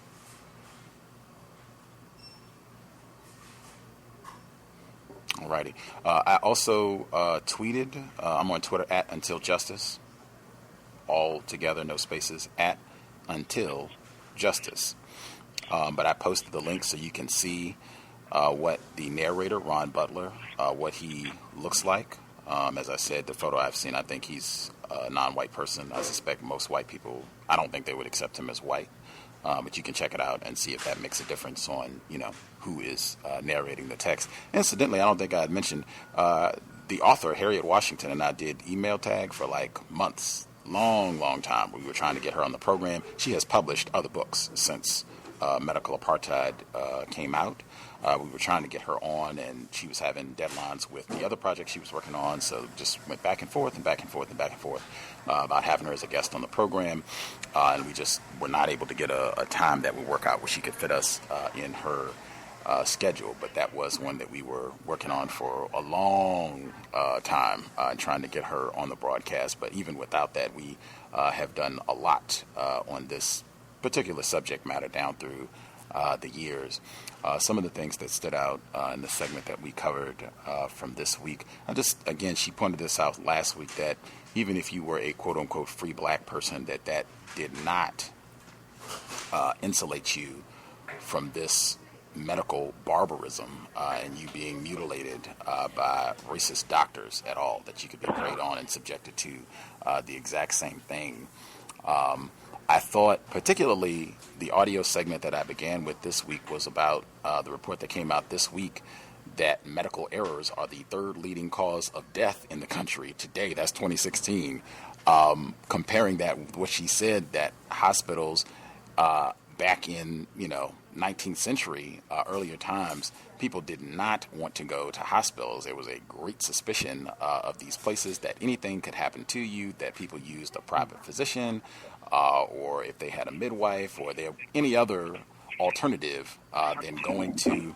I'm getting a lot of background noise. If you could use your mute button if you know you're in a loud environment or that sort of thing, make sure you're not using speakerphone. I can mute it myself, but just keep that in mind. Anyway, just the attitude about hospitals that existed at that time I thought was significant, because it seems like it's radically different today, and it seems like, just based on the report we started with, third leading cause of death. I know Dr. Jessie Daniels, she talked about that a lot, and how medical malpractice, and they just go in and do anything, and these folks are just prescribing all these medications and unnecessary surgeries and what have you that do no harm, Hippocratic oath, that just does not seem to be in practice, particularly pairing that with the white supremacy that dominates the profession, all areas of people activity, the planet. Next, because this was brought up before about consent, I think she mentioned it twice this week. I'll just read the first time where it pops up, where she said clinic patients were not asked for their consent, and any physician who hesitated to operate on protesting slaves found he was legally bound to follow the wishes of not the slave, but the owner. Very important, because that came up repeatedly, and I think that's so important, because frequently, consent is just totally laughable, and even when they do ask, it's very important. Consent, according to the guidelines that were set down when they had the Nuremberg trials, it's not just, I ask you if you're okay with these procedures. It has to be clearly, unambiguously explained exactly what it is that we're going to do, and you have to be in position to decline without any form of coercion or punishment, that you're going to be subjected to any sort of retribution, reprisals, because you choose not to engage in this. And I would submit, under the system of racism, white supremacy, that is simply not the case. There are a lot of black people, even black physicians, who have talked about, I feel intimidated just being in a system of white supremacy. If I try to challenge or say that this is something that I don't want to do, and I'm talking to a white person, that they get on their high horse, and I'm white, and who are you going to be to tell me that you're not going to do this? I know better than you that still is the case, 2016. Moving forward, just the use of the term great buck. This was a little bit later in chapter 4, where she says, in 1855 Medical and Surgical Journal article, Medical College of Virginia professor Theodore P. Mayo proclaimed that Roy, a 24-year-old slave with bladder stones, is reported to be a great buck among the dark damsels, where she was talking about this a theme of having all of these sexually racist stereotypes in the way that they commented on and thought of black people, males and females in particular. The term buck, it stood out to me just because, and I think the segment that we did this week in particular, why I've said the term buck being a racist slur for black people, and also meaning a form of money, a buck meaning $1, what have you. I think it is apropos, because as we heard in The Half Has Never Been Told, the Negroes are the bank. And in this section that we heard this week in particular, talking about how that was the pull, that's part of our prestige as a medical facility or research center, our proximity to Negroes. Look at all of these black bodies that we'll have to work on. We can coerce them and bring them in and do all of our ghastly experiments and torture them and cut off their limbs and anything else we want to do. And then when we die, we'll raid their graves and continue our experiments and what have you, and just total molest them in life and in death. That will build up our prestige. People won't come here because they'll know that we'll have tons, an infinite supply of black bucks to work on. It stood out to me plainly. The next section, man, we had Dorothy Roberts. She was referenced in this text earlier, killing the black body, and that was exactly where it came up.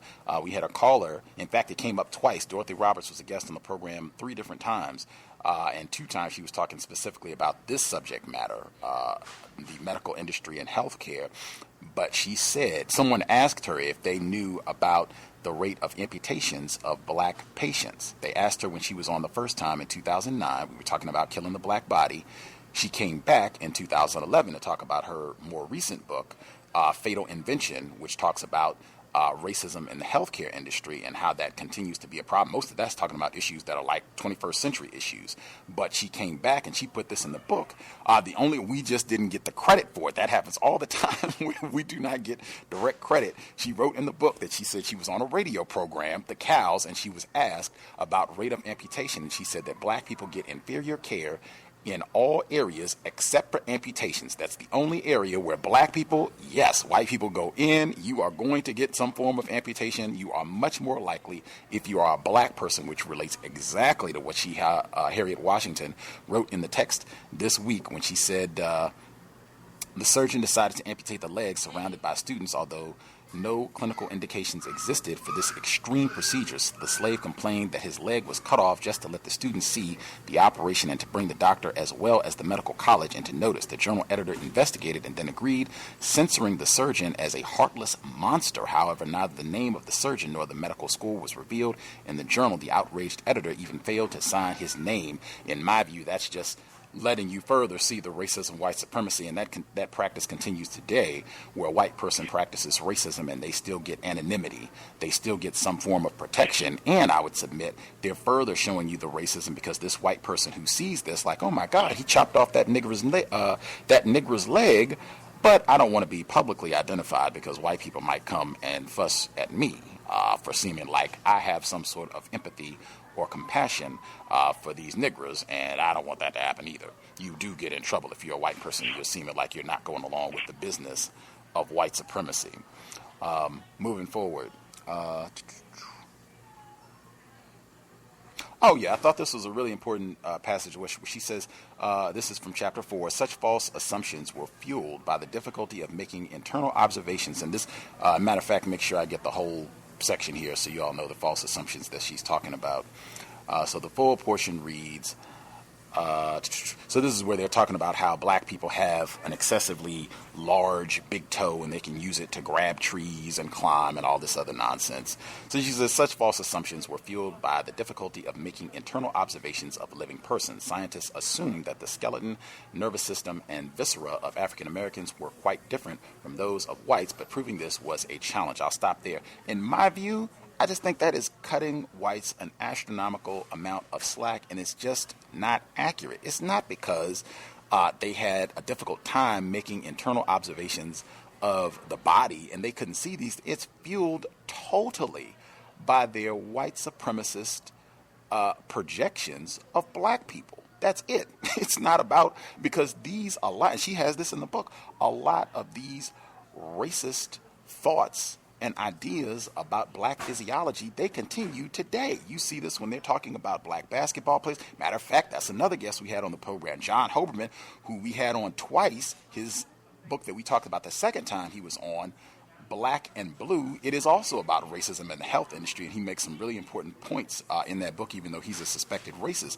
But in his first book, he talks about 21st century, have all these racist notions that people use to explain why black people are such great athletes, that they have a longer heel bone or some other nonsense which is totally not supported by medicine, which the total foundation for it is white supremacy. It's something specifically deviant about black bodies, which is why they're well suited for any sort of physical activity. We can beat on them and abuse them because they can handle it. They're rough and tough. That's what niggers are good for. But in my view, that is, she just, in my view, is again cutting white some slack. I think we've noted that a few times in the book as we have continued.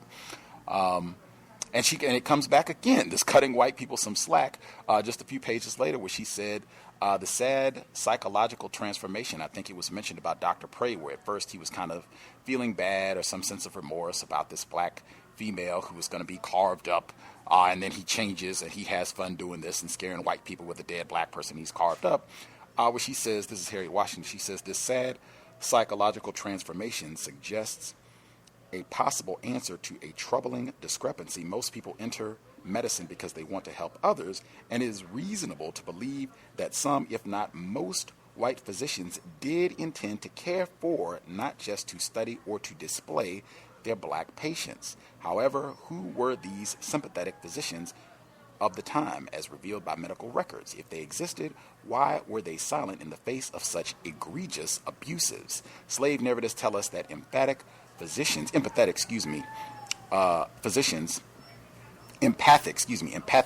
could be occasionally be found on plantations, but as the hospital system began to standardize the training of American physicians in the mid-19th century, kindly white doctors disappeared from African American oral histories and certainly cannot be found in the Southern medical journals, which were replete with disdainful, mocking depictions of African American patients who had undergone humiliating and painful involuntary procedures that no one questioned. In my view, this is majorly cutting whites some slack, and even to me seems to be an example of looking for a kindly white person, a not racist white person, the mythological good white. And I mean, it's just not based in the historical record, even according to the text that we have been presented. The entire system, I thought she did such a great job of laying the foundation. This is not anything peculiar. This is the entire system of white supremacy, all areas of people activity. There is supposed to be widespread disdain and misuse of black people. If you say, hey, I want to be a doctor, you're not thinking I'm doing this to treat niggers well. If anything, if I'm going to take good care of them, I'm just going by what she said in the text. It is, this is my business. I'm going to make some money from the white slave owner who owns this nigger, who will pay my salary if I can get this nigger healthy and back out in the field so that they can pick this cotton, tobacco, and breed. I thought that was important as well, because she continues to emphasize that is one of the main duties of black females: breeding, procreation, being raped, so that you can have the next generation of enslaved black people. I just looking for this kindly white doctor who means the darky well. I have no idea what that can be based on, other than our programming as victims of racism to search for a good white person. It's got to be there somewhere, and even in the face of astronomical, seemingly infinite amounts of evidence that such a person just does not exist. And I can even include Dr. Cambon's term, statistically insignificant. Moving forward, last thing I'll get in. I was stunned. I think it took me a moment to even recover when she was talking about the case. This 68-year-old black man, and who was under the influence of alcohol. Sobriety would be best under conditions of war. Casper Yegan. I was stunned because so much of this text so far has been talking about things that happened during the antebellum period of this area of the world and 19th century, that this is 1977, not that long ago. I suspect a lot of people on this call right now were alive at that time. Stunning, and just in my view showing the continuum of total disregard for black life and even dead black people. Total disregard. And as I said, I posted the article that you can read from the Washington Post where they're talking about this incident, and you can get more detail. But the widespread disregard for black people, not just the medical officials, but the police officers who couldn't even bother to accurately get the information or to investigate a missing person. Last thing I will get in. Matter of fact, I was going to talk about the Resurrector at the end, but there's more coming dealing with that in the second audio segment, so I will defer until we get there. If we missed anybody who had commentary that they wanted to share, I will get them now. I think we had at least 2 callers who dialed in. Yes. Hi, can I be heard? Yes, ma'am. Yeah, I had called in a few years ago and talked about my 3 older siblings had all contracted polio, and my father had not taken, I guess at that time when they were telling people to take their kids to get inoculated or whatever for polio, my father wouldn't do it. So my 3 older siblings, they all contracted polio, and so then he took them, and the 2 older ones, they recovered. Although when they got older in life, their limbs, became more weaker, and they would fall when they would walk. my sister, she's 66 now. My brother has passed. He was 68 when he passed. But my middle sister, the one that was older than me, she didn't recover from polio, and my parents were taking her to the doctor, St. Louis Children's Hospital, and they kept telling my parents that they were going to fix her up and make her stronger, and she was going to be able to walk. And my parents, I mean, I was just a very, very small child at the time, but I know that they were paying in all this money, and my sister, she just kept getting weaker and weaker. First, she wore the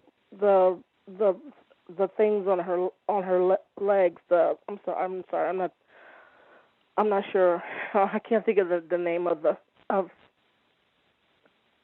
braces. She wore braces on her legs for a while, and we kept thinking she was going to get stronger, but she ended up getting weaker until she was at the point of she had to be in a wheelchair, and she looked like she had a stroke on one side because her body leaned to one side, and she had one foot that was totally useless. And apparently the doctors told my parents that if they amputate her foot, that she could get an artificial prosthetic device, and she could walk with that, and that'll make and she'd be able to walk and everything. So my parents, against their better judgment, they, thinking that these white doctors know better, they they let them cut her foot off and stuff. And my sister never learned how to walk properly with the prosthetic device. It gave her leg blisters, and she would cry. My father's sister told us later on, after my father had died, that was one of the biggest regrets in his life, was not getting his children vaccinated, and for getting his daughter's leg cut off, and all of us have weak bones, because I think I called in a few weeks ago and said that when I was younger I used to jog and I used to lift weights and all that stuff, and I ended up having to get a prosthetic knee because I was at the point I was almost where I couldn't walk and stuff. And my youngest brother, he has arthritis bad in his bones, and my father was a veteran in World War II, and my youngest brother, he thinks that they probably did something to the black veterans over there. They probably gave them something or inoculated them with something that could cause their sperm to be deformed or something. So when they had children, the children would have all kind of illnesses and stuff. And I just wanted to share that. I'm sorry if I couldn't get things out the way I wanted them to, but I think you can get the gist of what I'm talking about. Thank you for letting me share. For sure. Thank you for sharing that. Just that suspicion that your dad had, that right there is the result of what she's talking about in this book. I think Shadow, is that you? Did you have commentary you were going to add? Yes. Yes, I don't know if I've said it before, but I work in healthcare, and some of the things that were mentioned were very familiar to me. One thing in particular was a woman who came to our hospital who the doctors had recommended for her to have an amputation, and she didn't want to do it. And I'll never forget the doctor's name. His name is Vendetti. He basically insulted this woman and asked her why she didn't want to have an amputation and was she crazy. And then he very callously said, hey, she had diabetes, if I cut off your leg, you'll lose some weight. And I remember it was me and another black nurse that were in the room, and we couldn't believe that somebody would say that to a patient. And this Vendetti he's very powerful in the hospital. One of their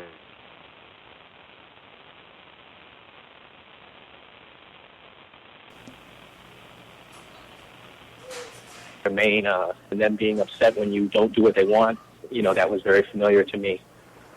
Also, sometimes we would treat prisoners.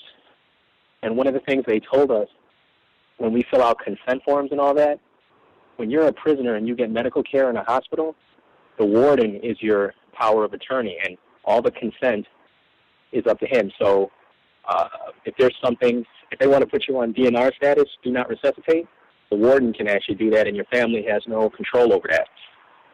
At least that was true for Illinois state prisoners. Those are just the two things that I wanted to mention that the book had reminded me of. Wow. That consent piece, again, extremely important. Appreciate that. We're going to see if we can get the three other people that dialed in who we have not heard from. If you all had commentary you wanted to get in before we get to the second audio segment, we have about 6 minutes. So if you all can be efficient with sharing, that would be great. The three people that dialed in more recently. Can I be heard? Yes, sir. Okay. Just a couple things. I've witnessed it myself, and I've also heard it from other students as well. I don't want to say the exact program, but there are certain programs that I know of. I'm sure there's more than one that I don't know of, where that there are, the students that are usually, the black students are usually, all right, for example, I'll use nursing. Okay, so nursing, the white students will be put in a place where that they can gain more experience so that by the time they finish the nursing program, they'll be able to practice well. Whereas the black students will be put in a place where that they only deal with, for example, maybe like burn victims. And with burn victims, you can't set up any IVs or anything like that because their skin is very sensitive. So the person that witnessed this saw that they were, like, all the black students were in that area, and then, like, the white students were, like, doing different rotations, gaining a lot of experience, being able to set up IVs and stuff like that, whereas the black students didn't get that experience. So that basically it's like the coordinator of the program was preparing them not to be experienced by the time they get into the field. So, I mean, there's a lot of institutional racism when it comes to schools that prepare students for the healthcare system.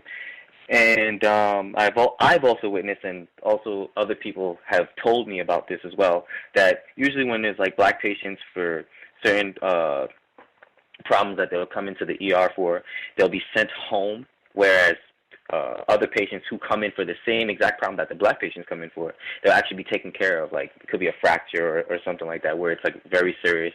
So, they'll take care of them, and like for the black patients, they'll get sent home. Or like little babies that have ear infections, they won't give them the proper treatment. They'll say, oh, it's nothing, or they won't even tell them like there's an ear infection until, the parent takes them to another doctor, and then they find out later, like way later.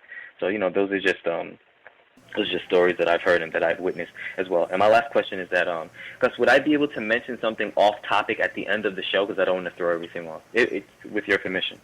We'll see what the time looks like once we get to the end of the broadcast.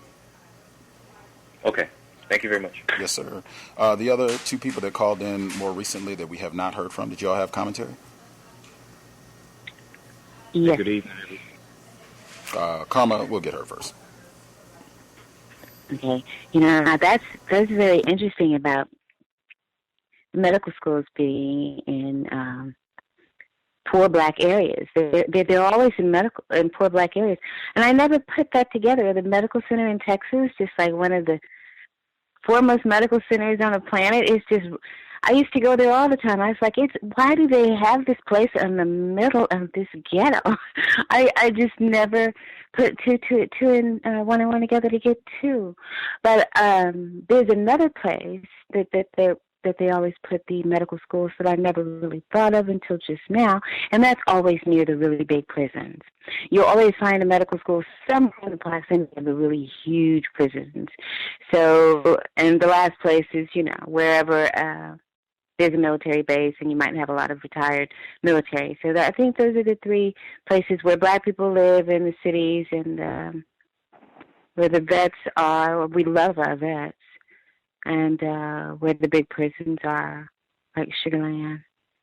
So, and I will say this, one time in a class, in a hospital, I was really shocked. There's a lot of rich people there, a lot of rich white people there, their children and stuff.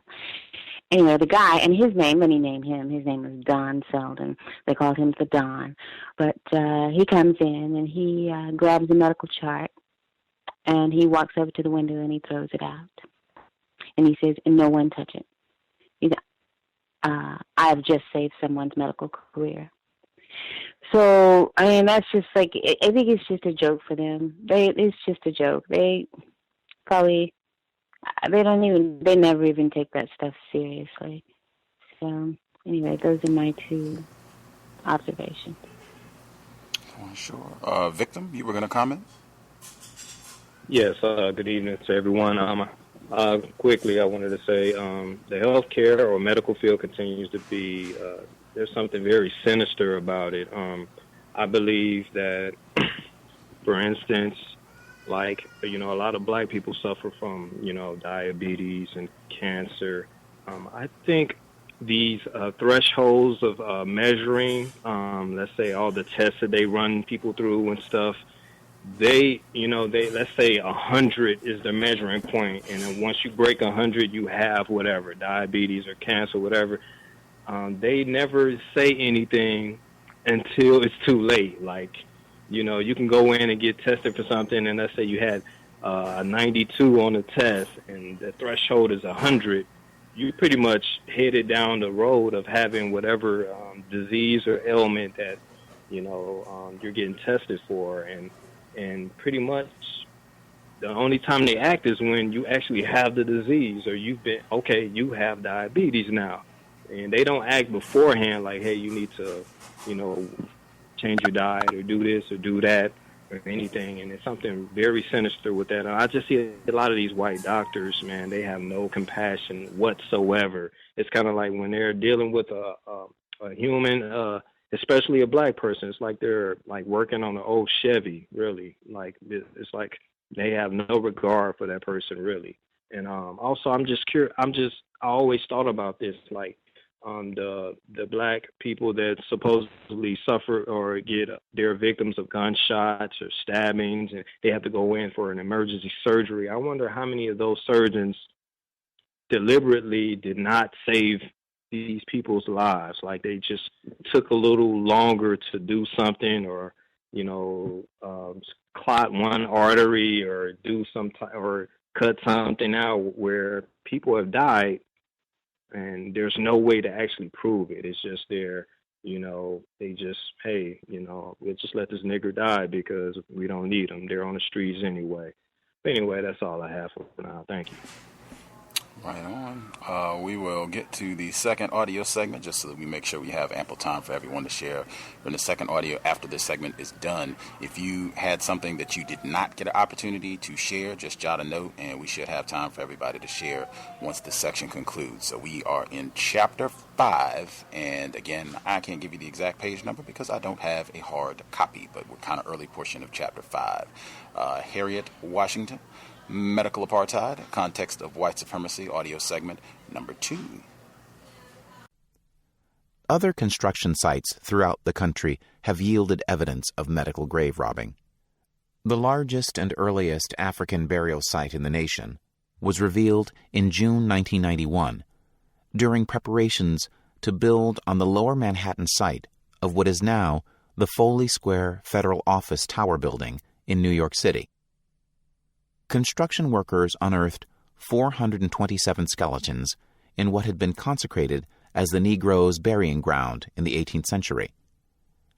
In 1992, the team of Michael Blakely, director of Howard University's W. Montague Cobb Biological Anthropology Laboratory, found widespread evidence of grave robbing, including missing coffins, as well as bodies and skulls that displayed anatomists' marks. Despite the frequent characterization of blacks as syphilitic, the team did not find the characteristic ridges caused by the disease on the cadaver's bones. Smaller cadaver disposal sites have been found on the campuses of the University of Michigan and the Medical College of Virginia, and more such remains will undoubtedly be unearthed. Why did physicians begin amassing black bodies in the 19th century?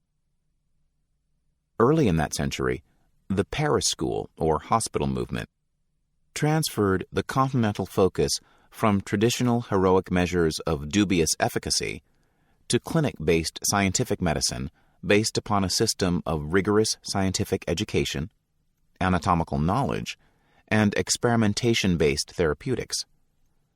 A detailed, systemic study of the human body began to supplement the memorization of materia medica, the formal study of therapeutics, which was the forerunner of pharmacology. It was no longer sufficient for an amphitheater of students to watch a professor perform a single anatomical dissection. The nascent physician himself required the intimate familiarity that could come only from the dissection of human cadavers. In addition to the needs of medical students, clinicians and researchers needed bodies to autopsy in order to understand the processes by which diseases ravaged the body, and to understand the real, as opposed to the supposed, causes of death. At least so medical school professors said, when urging lawmakers to give them greater access to cadavers. Yet Yale historian John Harley Warner observes that it would be decades before physicians were knowledgeable enough to use the information they gleaned from autopsies to heal. At first, the anatomical course served as just another badge of professionalism. Whatever the true cause, the need for human bodies escalated sharply. Practical or not, anatomical courses were now de rigueur in medical training, and medical school applications soared. This further fueled a hunger for corpses, which the laws of the era made very difficult to satisfy. The only legal source of bodies for dissection resulted from a double sentence of execution and dissection, which was quite rare, reserved as punishment for only the most heinous murders. Dr. A.B. Crosby described an execution and dissection sentence pronounced on a black man who was hung about 1800 in Haverhill, New Hampshire.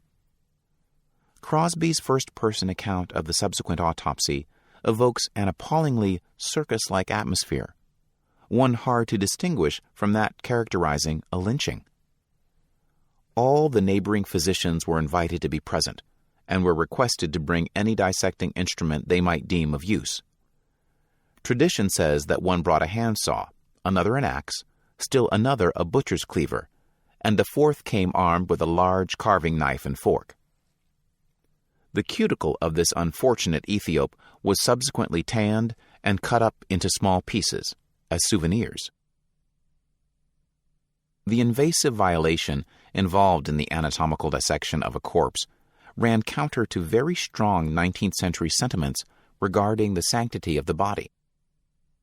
Today, a dead body is an alien entity that we encounter briefly in a hospital, funeral home, or place of worship.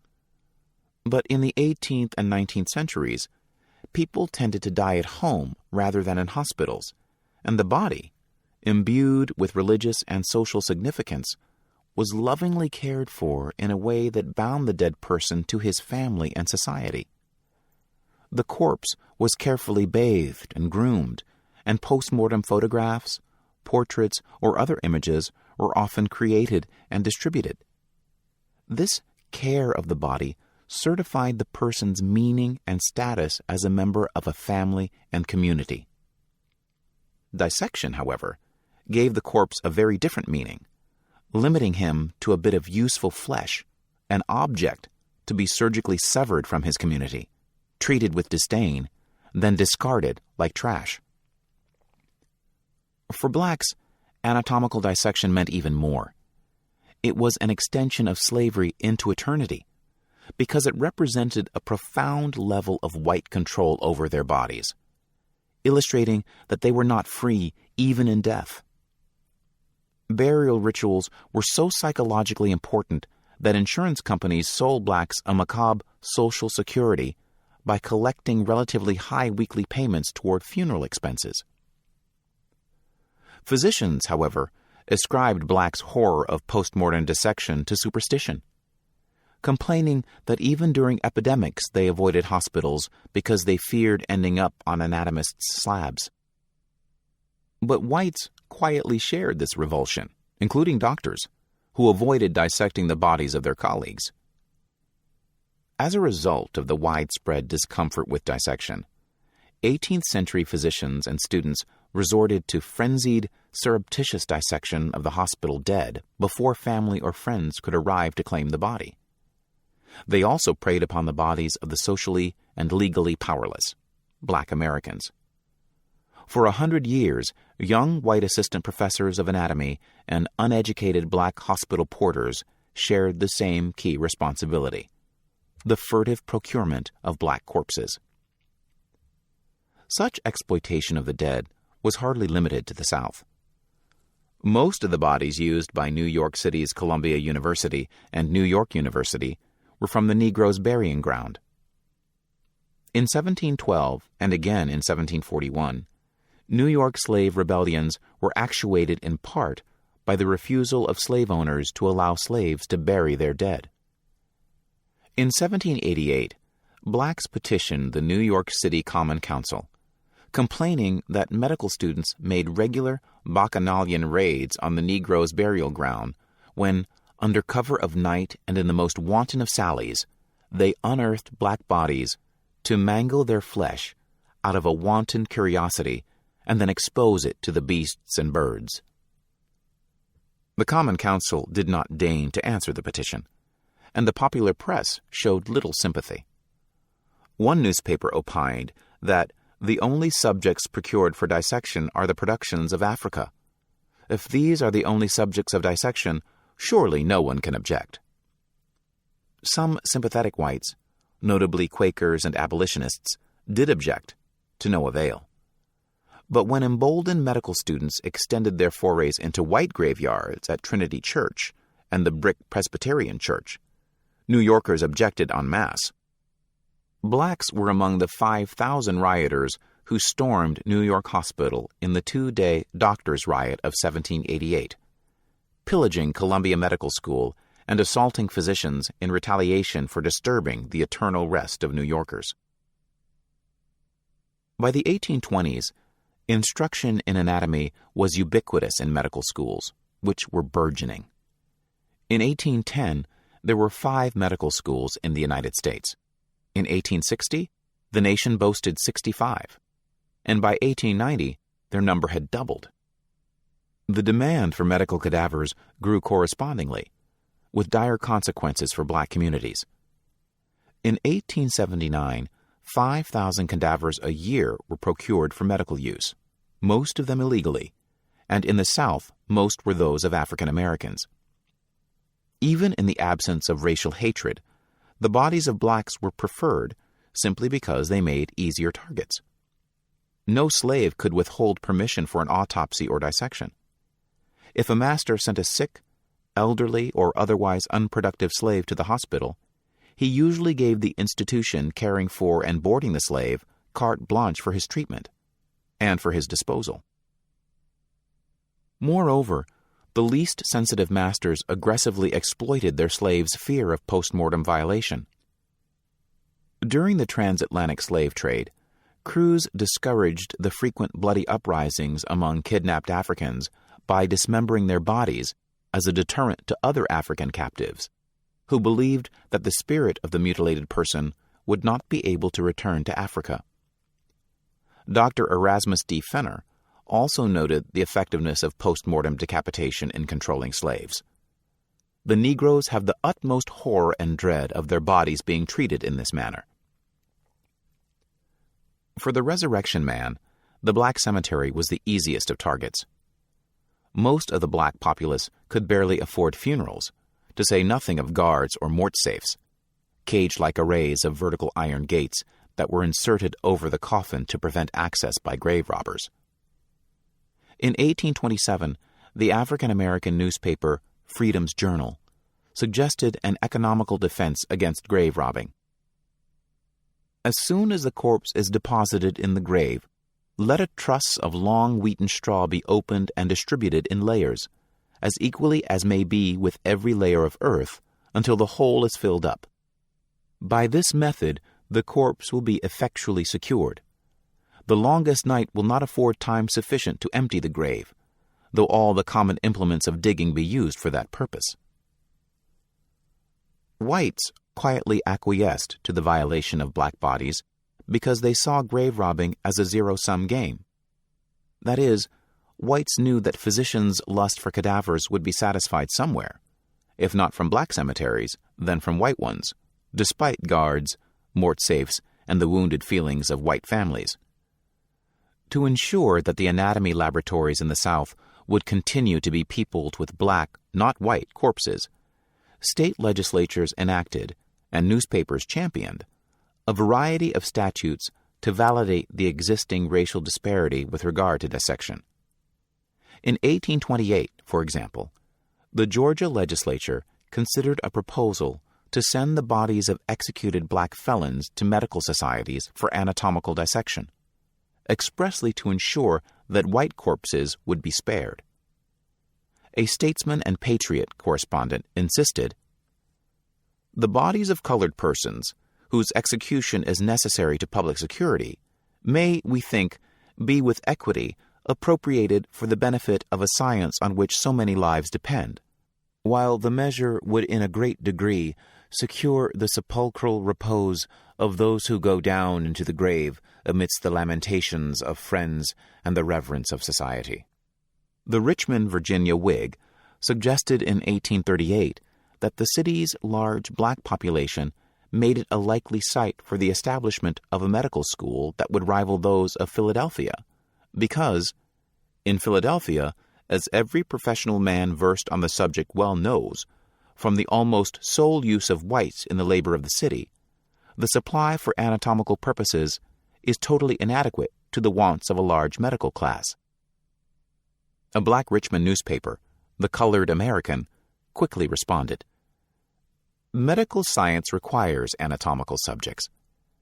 It is not fitting the dignity nor the sensibilities of white men to use their dead bodies for such purposes.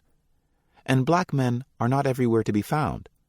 But in Richmond they may be found, and as the dignity and sensibility of a black man are of no account, and the health of slaveholders requires that they should have good physicians, articles to be forthcoming only from a medical college where anatomical subjects are abundant, ergo a medical college ought to be established at Richmond."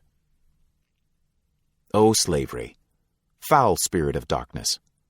Not content with gorging thyself with the tears and the blood of thy living victim, thou followest him into his grave, and there tearest him limb from limb, and riotest amid the last relics of his corrupting dust, as if thou couldst be satisfied with nothing short of his annihilation. The writings of private physicians and medical schools reveal that they freely availed themselves of the bodies of blacks who came into their care. In 1839, a Dr. Harris of Savannah lamented his failure to save a group of slave patients who had died from cholera. But within the same sentence, he comforted himself with the reflection that he would certainly have ample material with which to investigate the anatomical characters of the disease on the following day. That same year, Dr. Edward Eve went to the grave site of a slave who had died under his care, intercepted her body, and removed the stomach before her burial to study it in a convenient place of examination. Medical journals also provide evidence of the racial disparity with regard to autopsies. Historian Todd Savitt discovered that between 1849 and 1851, fully 19 of the 24 autopsies that white physicians described in the Transylvania Journal of Medicine and in the Associate Sciences and the Transylvania Medical Journal were performed upon blacks, and this transpired in Kentucky, where the white population greatly dwarfed the black. So were all 3 of the autopsies on Alabamans who died in an 1853 typhus fever epidemic. Around 1850, doctors' prayers for more cadavers were answered, thanks in part to Jeremy Bentham, the British apostle of utilitarianism, who held that laws should be predicated upon actions that produce the greatest good for the most people. For a society that wanted superlative medical care, the greatest good lay in sacrificing the bodies of people who were dead for the well-being of the living. Informed by Bentham's philosophical spirit, northern state legislatures began replacing absolute legal bans on dissection with colorfully nicknamed laws that sought to supply more bodies for dissection to satisfy the medical establishment. But these laws tended to protect the repose of the white middle and upper class populace while sacrificing the bodies of the black and poor. New York passed its Bone Bill in 1854, which gave anatomists legal access to the bodies of almshouse denizens and others of the friendless poor, who were disproportionately black. Pennsylvania's Ghastly Act did the same in 1867. Such laws also had to address petty territoriality among various medical schools. In January 1875, an Indianapolis newspaper interviewed a resurrectionist who confided, "Now I'm going to tell you about what I call a mean trick. A stiff had been raised out of grounds supposed to be the peculiar property of one of the colleges and sold to another. It wasn't much of a stiff, a poor, miserable, emaciated Negro that didn't weigh more than 90 pounds, but it made the faculty of blank college madder than hornets to think that a stiff out of their ground had been sold to a rival college." Many blacks claimed that some night doctors killed for anatomical specimens, and Edinburgh's 1828 Burke and Hare affair had demonstrated that this was a real risk. Between Christmas 1827 and October 1828, William Burke and William Hare murdered between 16 and 23 Scottish residents and sold their bodies to anatomy professor Dr. Robert Knox for from 7 to 10 pounds each. When they were discovered, Hare gained his freedom by turning Crown's evidence against Burke, who was convicted and hanged on January 28, 1829. His legacy included the eponymous term burking, which denotes a murder, usually by suffocation, carried out to effectuate a sale to anatomists. Knox was acquitted, as usually happened when physicians were discovered in collusion with body snatchers. Doctors went free, while their black and lower-class Confederates were punished. In America, the 1886 burking of Baltimore resident Emily Brown has been amply documented. Brown was a poor white woman who lived in a black neighborhood, and her body sailed to the University of Maryland School of Medicine for $15 by John Thomas Ross and Albert Hawkins, business associates of Anderson Perry, the school's black resurrectionist man, aroused suspicions. There are no documented cases of burked blacks, but this may simply reflect the Southern social milieu of the era. There are no legally documented rapes of black women by whites in the South during this period either, but they occurred. The North shared the South's dependence upon black bodies. Medical historian David Humphrey records the widespread belief that by 1788, few blacks were permitted to remain in the grave. As in the South, Northern hospitals expected blacks to submit to research, including autopsy and dissection, as payment for having been treated in charity wards, and all blacks were consigned to such wards. Northern schools also relied upon clandestine exports of black bodies from the South, which were only briefly interrupted by the Civil War.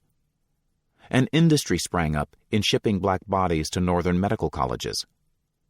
Dr. F.C. Waite recalled that many bodies of Southern Negroes were used in Northern medical colleges. A professor of anatomy in a New England medical school told me he had an arrangement under which he received in each session a shipment of 12 bodies of Southern Negroes. They came in barrels marked turpentine. This traffic in black bodies for dissection ran in both directions. The 1841 travel memoirs of Englishman James Silk Buckingham contain this clipping. More pork for the South. Yesterday morning it was discovered that a barrel, which had been put into the office of the Charleston Packet Line for the purpose of being shipped to Charleston, contained ye bodies of 2 dead Negroes. The cask and its contents were sent up to the police office and placed in the dead house for the coroner. The barrel's contents were addressed to the professors of a medical school. Buckingham added that this was the 4th such discovery that month, and that no further inquiry appears to have been made into the matter, as if it were altogether beneath the notice of white men to trace out these traitors in the dead bodies of blacks. Black graveyards were the favored hunting grounds of northern body snatchers. In 1829, John D. Gottman, M.D., wrote of how, on behalf of several Philadelphia medical schools, he had secretly paid the manager of a public graveyard for the privilege of emptying the pits of about 50 to 85 cadavers a month during each dissecting season. The reference to a dissection season was pragmatic as well as academic. Before the advent of effective preservative technology, corpses decayed quickly. Except for those corpses that were pickled in whiskey for export, bodies were exhumed during the cool of the academic year, from fall through spring.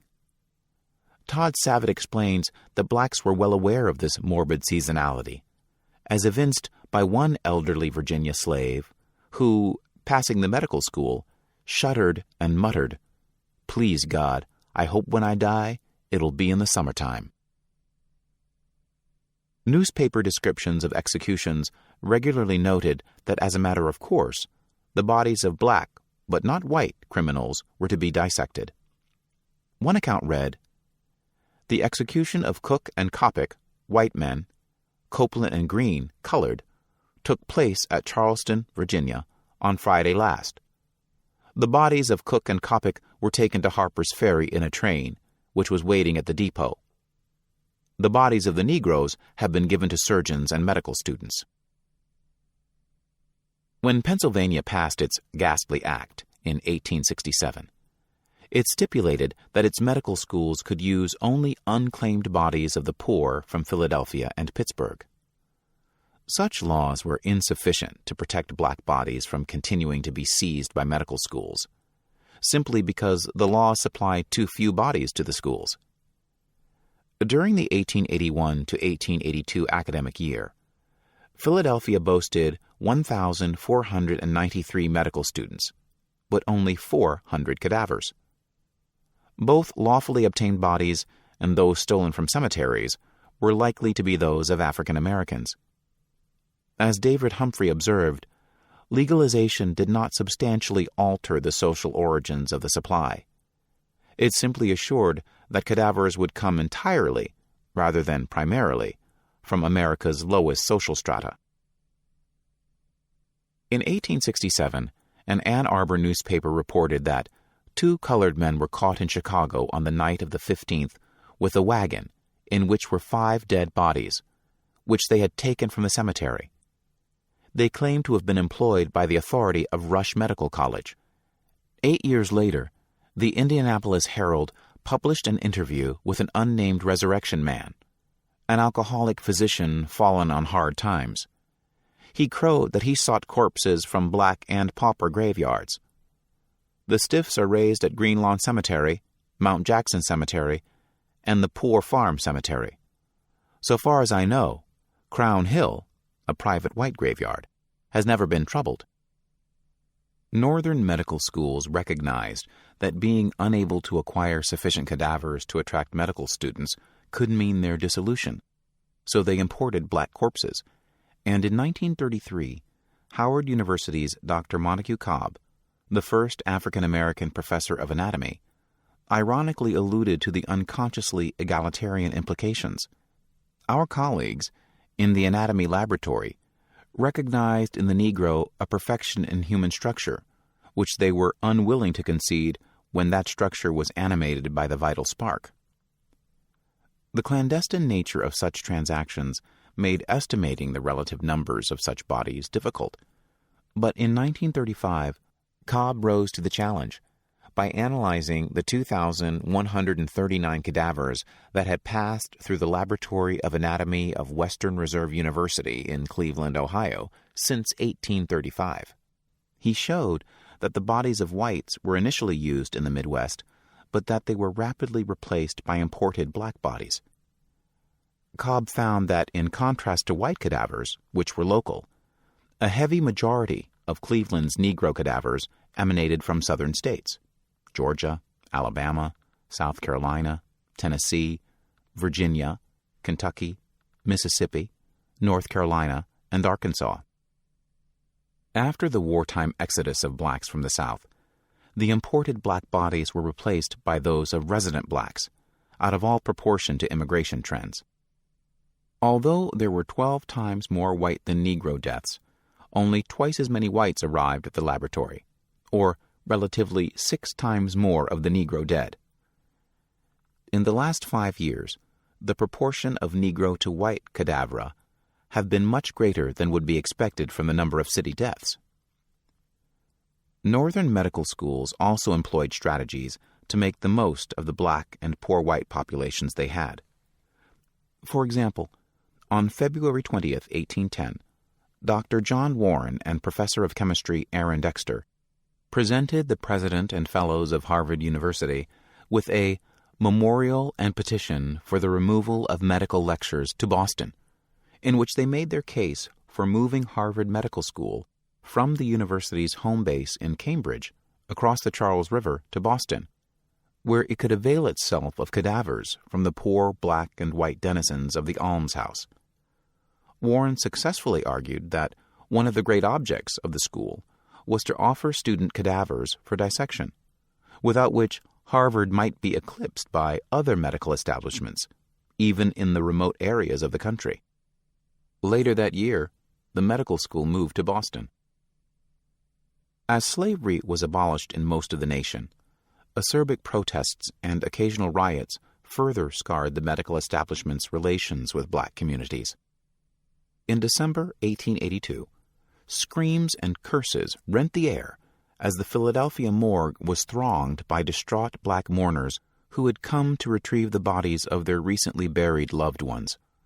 They were drawn by sensationalistic newspaper accounts of an intercepted grave robbing the night before. At 11 p.m., newspaper reporters had stopped a wagon driven by 2 white men, Frank McNamee and Henry Pillett. In the back, a black man, Levi Chew, perched on an oilcloth that hid bodies uprooted from Lebanon Cemetery, Philadelphia's African-American burial ground. Levi Chew was the brother of Lebanon Cemetery director Robert Chew, and the bodies were hidden in a wagon bound for Jefferson Medical College. Frank McNamee confessed that for 3 years he had hauled bodies from Lebanon Cemetery to Jefferson Medical College at the behest of Dr. William Forbes, Jefferson's chief anatomist, who had even given McNamee keys to the anatomy laboratory for greater convenience in completing deliveries. As gatekeeper of the cemetery and the resurrection man's brother, Robert Chew was complicit and presumably received his share of the $8 that Forbes paid for each body. Now, the intercepted bodies lay in the city morgue, awaiting identification by family members. Even allowing for the newspaper hyperbole of the era, the scene was a heartbreaking one. Distraught families vowed vengeance on the grave robbers, and sobs racked a prostrated old woman who had been able to bury her husband only after begging the requisite $20 from his former co-workers at the wharves. Utilizing a disquieting double standard, African Americans excused the resurrectionists and blamed the doctors. An African American minister raged against the doctors, saying, "They set the plot afoot and used the men under arrest as pliant tools." But the law didn't agree. A jury of 11 whites and 1 black sentenced the 3 grave robbers and the cemetery director to 10-year prison terms. On the witness stand, Dr. Forbes admitted he had paid the resurrection men for 150 bodies a year, but said he enforced a strict don't ask, don't tell policy concerning the provenance of the bodies. Seemingly unmindful of the irony, the Philadelphia newspapers praised his subsequent acquittal with the same fervor with which they had condemned the resurrectionists. They did chide him obliquely for having perhaps acted ignorantly or unthinkingly. In both cases, judgments were issued along racial fault lines, not according to ethical or legal precepts. The black populace ignored the fact that the Chews were guilty of a doubly betrayed trust, to people who entrusted the cemetery owner with bodies of their loved ones and to their larger ethnic community. the racially imbalanced jury and newspaper exonerated the white physician and focused blame on the grave robbers. Man, I feel like I have heard that before. Context of white supremacy, that is where we will pick up at next week. I can say that I normally would play a little bit more audio. This is a lengthier book, but we have a lot of participation, and this is a very comprehensive book, so I am playing a little less audio than I normally would, and I'll probably continue that trend as we go. But even with that, we're still about almost a third of the way through the book. That's what we'll pick up at next week with the subheading Watching the Bones. We're in chapter 5, Watching the Bones. That's it. If you would like to participate, the number to dial is 641-715-3640. The number again, 641-715-3640, and the code is 564943#. All the folks who dialed in during the first segment, if you have commentary that you would like to add, feel free. Please do not wait till the last minute. We have approximately 30 minutes, a little less than 30 minutes left in the program. Do not wait. If you're on the East Coast until 11, so, oh man, Gus, I have something that I want to add in. I thought this would be really great. Go ahead and get your hand up now, and we'll make sure we get you in. If you can go ahead and dial in now. If you wait till the end, probably not going to add you in, because I do not want to encourage folks lollygagging and then deciding they want to wait till the last minute to speak up. So everybody who dialed in with a hand up should be with us. If you have commentary that you would like to share, feel free. Yes, may I be heard? We'll get Mr. Demery for. Okay. The only legal source of bodies for dissection resulting from a double sentence of execution and dissection, which was quite rare, reserved as punishment for only the most hideous murderers. You know, I thought about that part, and then they go on to describe that a black man fit all of these criteria, right? But then the way they describe them showing up with handsaws,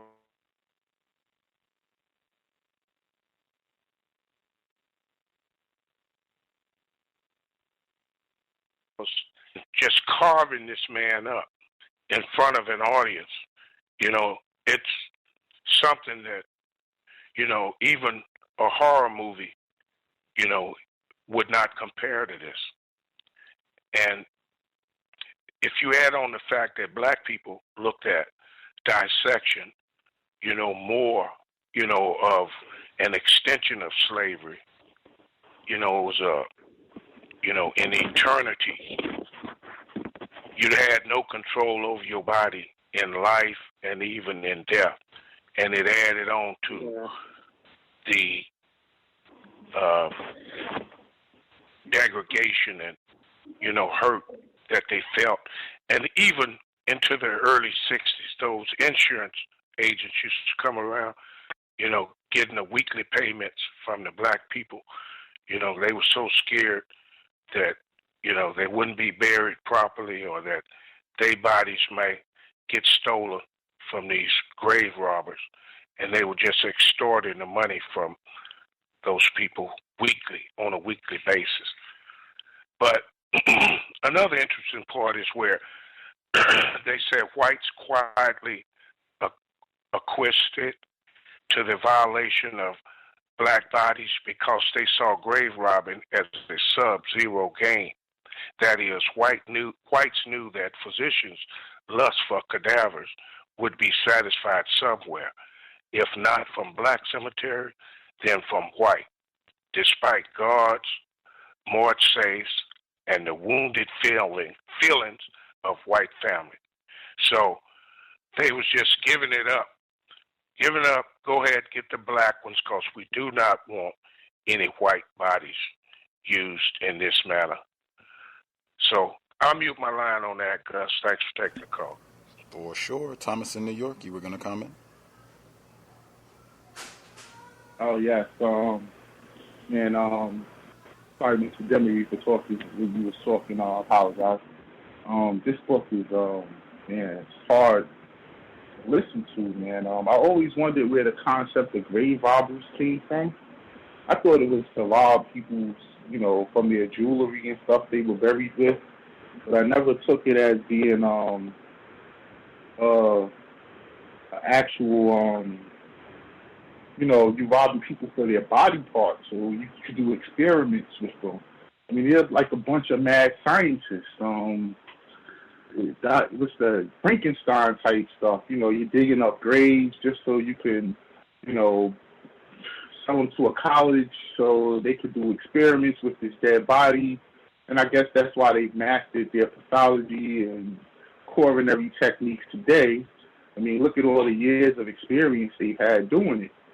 I often say that, you know, I know for sure when you go to give blood, they never asked me this, and I've only given blood a couple of times, but they asked white people if they've been to Europe over the last 4 years, and if so, they can't give blood, which is strange because I was talking to Roz about this one day. I don't think their blood's any good. They need our blood. I don't think their organs are any good. They need our organs. That's why they need high levels of crime and things happening in the black communities. If you look in them all-white rural places, they don't never have an organ or anything. You know, they have to have it flown in from, you know, Chicago or New York or Atlanta. You know, I mean, they have to get it from the black people. Their stuff isn't interchangeable. You know, it's a one-time use, a duplicate. And I think this book is sort of hammering this home. It's just impossible for me that none of these doctors don't understand that they're genetically inferior. They have to know this. They're doctors, you know, so they're doing all this, or everything they're doing is a lie, and it's like a blatant lie. Lastly, Mr. Ron Butler, the author, as soon as I saw his picture, I went to your Twitter page. I was like, oh, that's Obama. He plays Obama. He's a comedian, too. And his father is a very melanated black man, Bahamian calypso singer, Ronnie Butler Sr., and he's Ronnie Butler Jr. So obviously his mother has to be of a very light complexion or white for him to take on that skin color. But he's definitely a black man, I think, by the definition, based off of what his father is. And I'll mute my line. Thank you. For sure. Folks we have not heard from, if y'all have commentary, speak up, please. Can I be heard? Yes, sir. Yes, greetings to you again, Gus. I was thinking, just with all of this grave robbery and modern and past body part robbery and organ stealing, it makes me think, like, in the living will, I want to, like, deny an autopsy. I don't want them cutting me up at all. Just put me in the ground like it is. And if you want to find out, if my family members want to find out how I died or what the cause is, go to a Yoruba priest or an African traditional priest, and they'll give you the answer you need without chopping me up. Because I just think the moment they take you into a morgue, it's for black people, it's a wrap. Like, it's just over at that point. You have no control over anything, and you're going to be hollow. They're going to stuff you with newspaper and be like, yeah, the organs are there, and you'll be sitting there as the family thinking everything is normal, and you have literally a shallow hull of a human being being placed into the ground. So I think I'm going to do that in a living will. Like, no autopsy, just leave it and take a wild guess, or go to an African traditional priest to find out how I died. But let me get to the book. This is crazy. So there's an interesting section on page 126. At the bottom it says, moreover, the least sensitive masters, aggressively exploited their slaves' fear of post-mortem violation. During the transatlantic slave trade, crews discouraged the frequent bloody uprisings among kidnapped Africans by dismembering their bodies. As a deterrent to other African captives who believed that the spirit of the mutilated person would not be able to return to Africa. Dr. Erasmus D. Fenner also noted the effectiveness of post-mortem decapitation in controlling slaves. The Negroes have utmost horror and dread of their bodies being treated in this manner.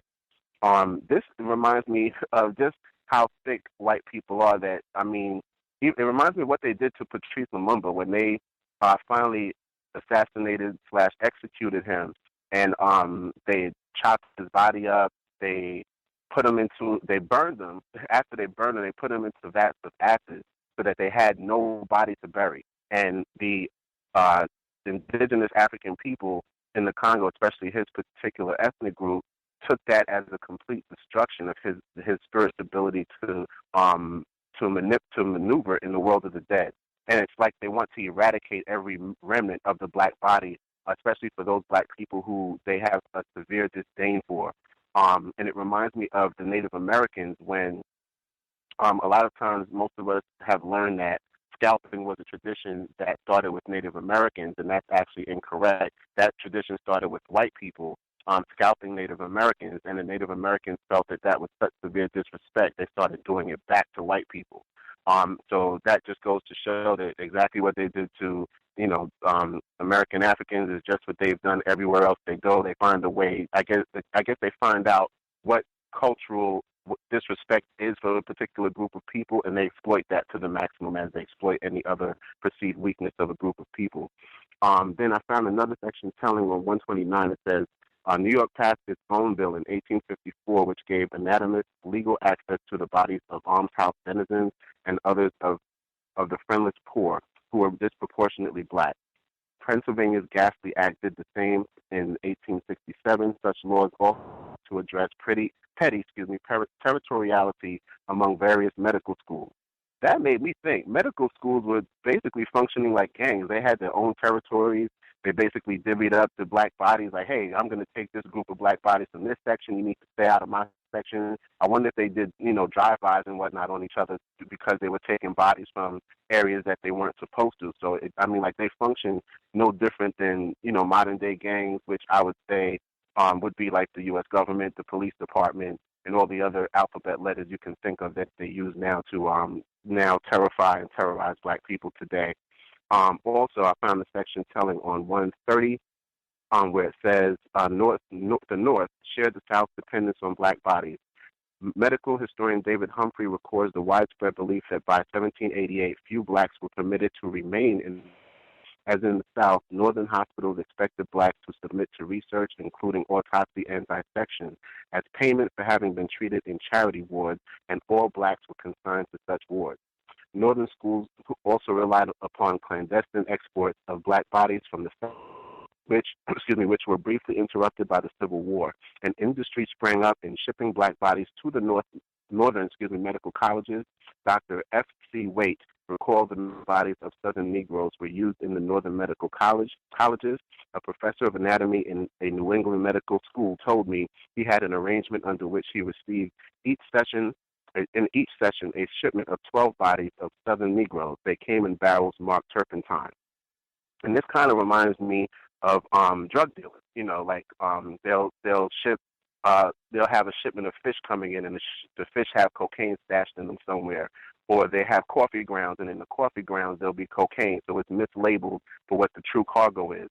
And this kind of brought me to like Frank Lucas when he had what they call the cadaver connection, where he was shipping heroin into the United States using the bodies of U.S. soldiers to clandestinely ship the heroin into the country from the Far East. And again, that whole concept started with white people, the mislabeling of goods, which were actually human beings, our ancestors, under the premise of whatever label they gave it with the intent to destroy those black bodies. So this really gets deep into the psychopathology of white people. And then we'll have to leave it there. We have some of the other folks just make sure we get everybody in. Sure, no problem. Appreciate it. Anybody else that we have not heard from? Did you have commentary you wanted to get in? Can I be heard? Yes, ma'am. Okay.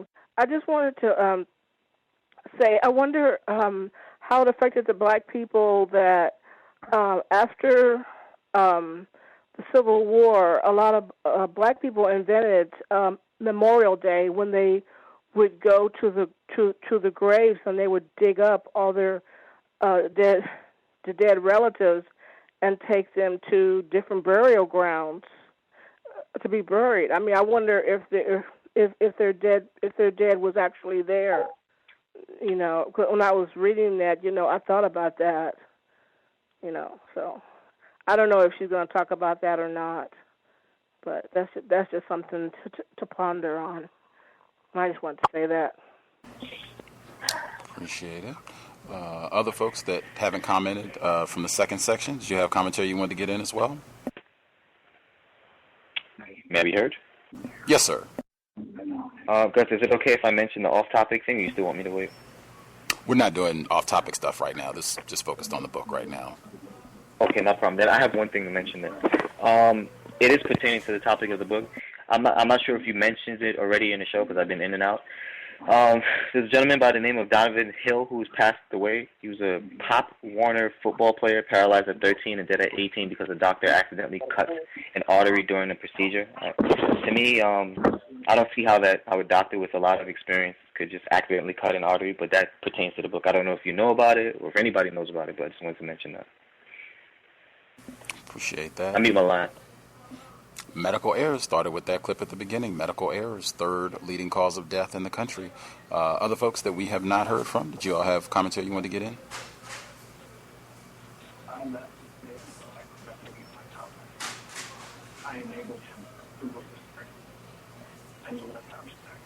Just make sure we're not lollygagging. Anybody that had a hand up that has not commented during the second section, did you have anything you wanted to get in?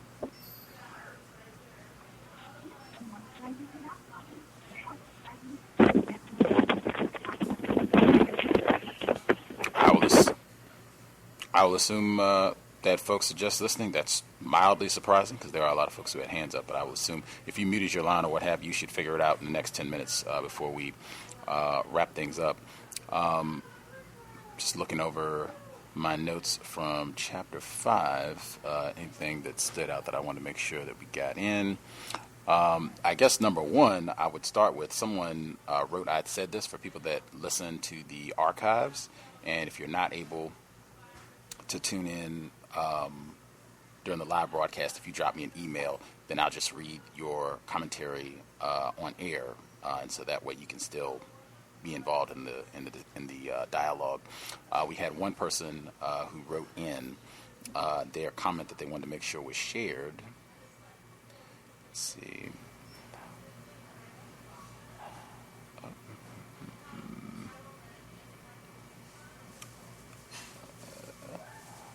Alrighty. Their comment was, I've been following along in the archive while reading the book. It's been hard but necessary read. I love hearing the insights of the callers and have nothing to add to their information, but I wholly see the connection of the false medical theories of the old, current, money-grubbing medical industrial complex in Atlanta. Grady Hospital has a lab full of black people's organs upon which to sell and or experiment. It seems that the pathology of white people never stops. Certainly you have a massive population of black people in Atlanta, and I even remember, I think folks have mentioned The Immortal Life of Henrietta Lacks repeatedly as we've been reading the text. John Hopkins as a training facility, training hospital, large population of black people in that area, the Baltimore area as well, Freddie Gray.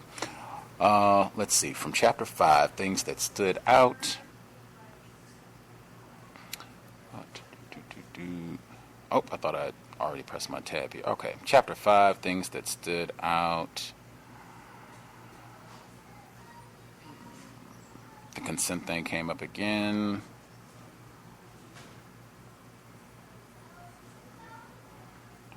Yeah, I thought it was the portion where she says most of the bodies used by New York City's Columbia University and New York University were from the Negroes' Burying Ground 29 in 1712 and again in 1741. New York slave rebellions were actuated in part by refusal of slave owners to allow slaves to bury their dead. I think folks have already touched on the consistent and deliberate disrespect of dead black people. I know we've talked about that on this program just this year.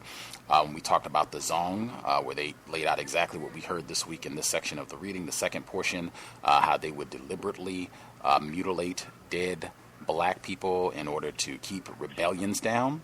That was done extensively even on the slave ships before we even came to this part of the world. I was trying to find the footnote that related to that because there was more information about this, what was happening in New York. I just wasn't able to get the information while we were reading. If I track it down, I will post the link and share.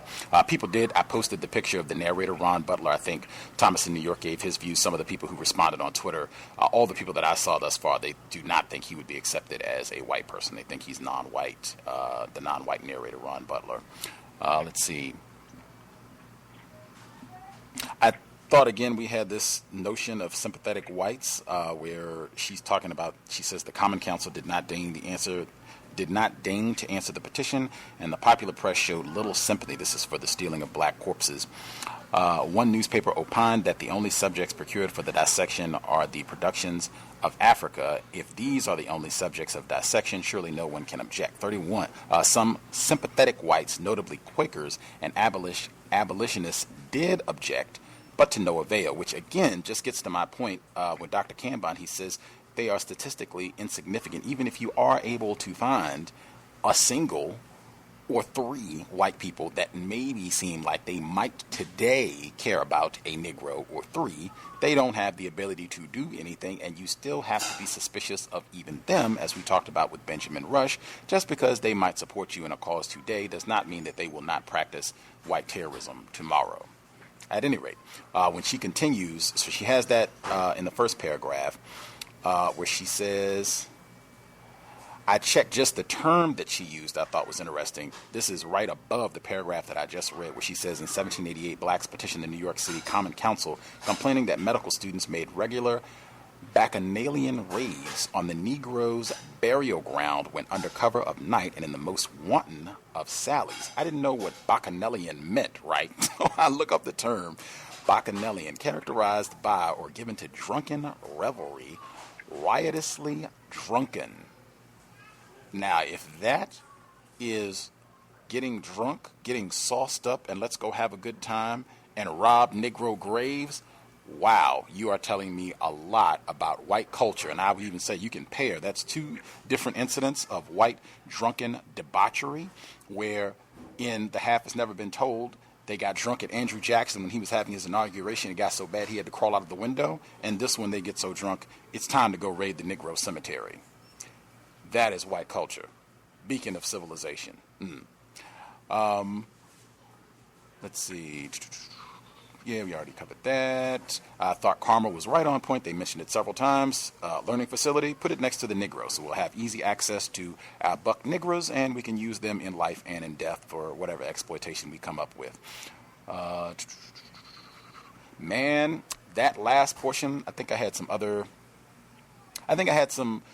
things, but just the portion at the end where she talks about where I guess some of these people get caught grave robbing and they go to trial and they end up prosecuting, convicting the black grave robbers, but they do not prosecute the white doctors whom they were working for. I said that logic was going to come up, and this is consistent, where I've heard black people that go after Nurse Rivers with the Tuskegee syphilis experiment and, curse her. She's been dead for a long time now, and they curse her, and she's, the most evil, vile thing that walked the earth.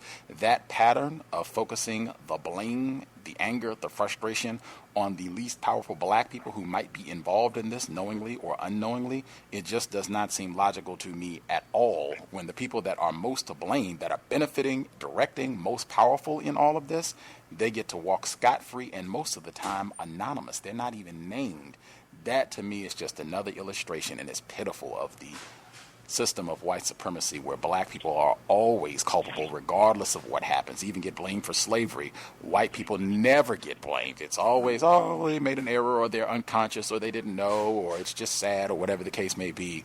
But even before she got to the last portion, the last paragraph, which I thought was just extremely important, but before she got to that, when she said that the black people, at least a portion of them, they seem to have the correct logic. When they talked about, I think they said that I guess where some of these black people got caught, they got caught robbing these graves, and they were upset. This was in Philadelphia. And she says, utilizing a disquieting double standard, African Americans excused the resurrectionists and blamed the white doctors. An African American minister raged against the doctors, saying they set the plot afoot and used men under arrest as plant tools, but the law didn't agree. A jury of 11 whites and 1 black sentenced the 3 grave robbers and the cemetery director to a 10-year prison term.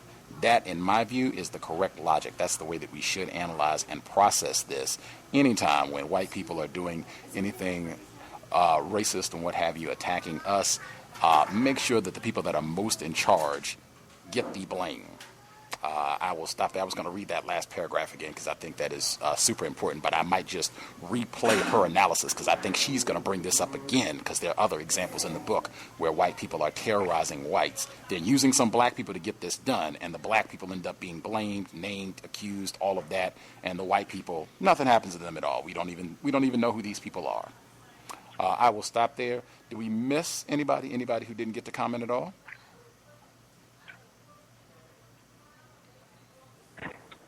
I didn't comment on the second reading. Can I be heard? Yes, sir. Oh, okay. I recall, correct me if I'm wrong, I recall someone mentioning about that they were suspicious about within trauma that in emergency proceedings that non-white people are not afforded the same measures of treatment as white people would get. I think that was something that somebody brought up in the first half. I would also concur with that person based on experiences from being a firefighter. And for the most part, most of my career was in areas where non-white black people are at. So, you know, I can't, you know, we can't prove white supremacy alone talking about that, but nevertheless, I've always had the same feeling. First of all, it's a stressful environment in itself because of the frequency of call after call after call after call, and that right there is going to be a atmosphere to whereas a medical worker would just say, well, you know, I mean, they're already not breathing or something like that. So I mean, you just leave it alone. You know, as far as that's concerned, it does happen. It does happen. I can tell you that. Also, one observation that I thought about that I know that it's true. Most of the emergency medicine based on, especially trauma, is actually from white people who practice racism and involved with killing people all over the world from their experiences in these wars. That's where they get most of their know-how, quote unquote, knowledge of trauma medicine is from these wars that they of killing, especially non-white people, such as like Air Rescue that everybody's familiar with. That came from Korea and Vietnam, as far as racist white man and woman going over to different parts of the world and wreaking havoc. And in turn, we need a more proficient way to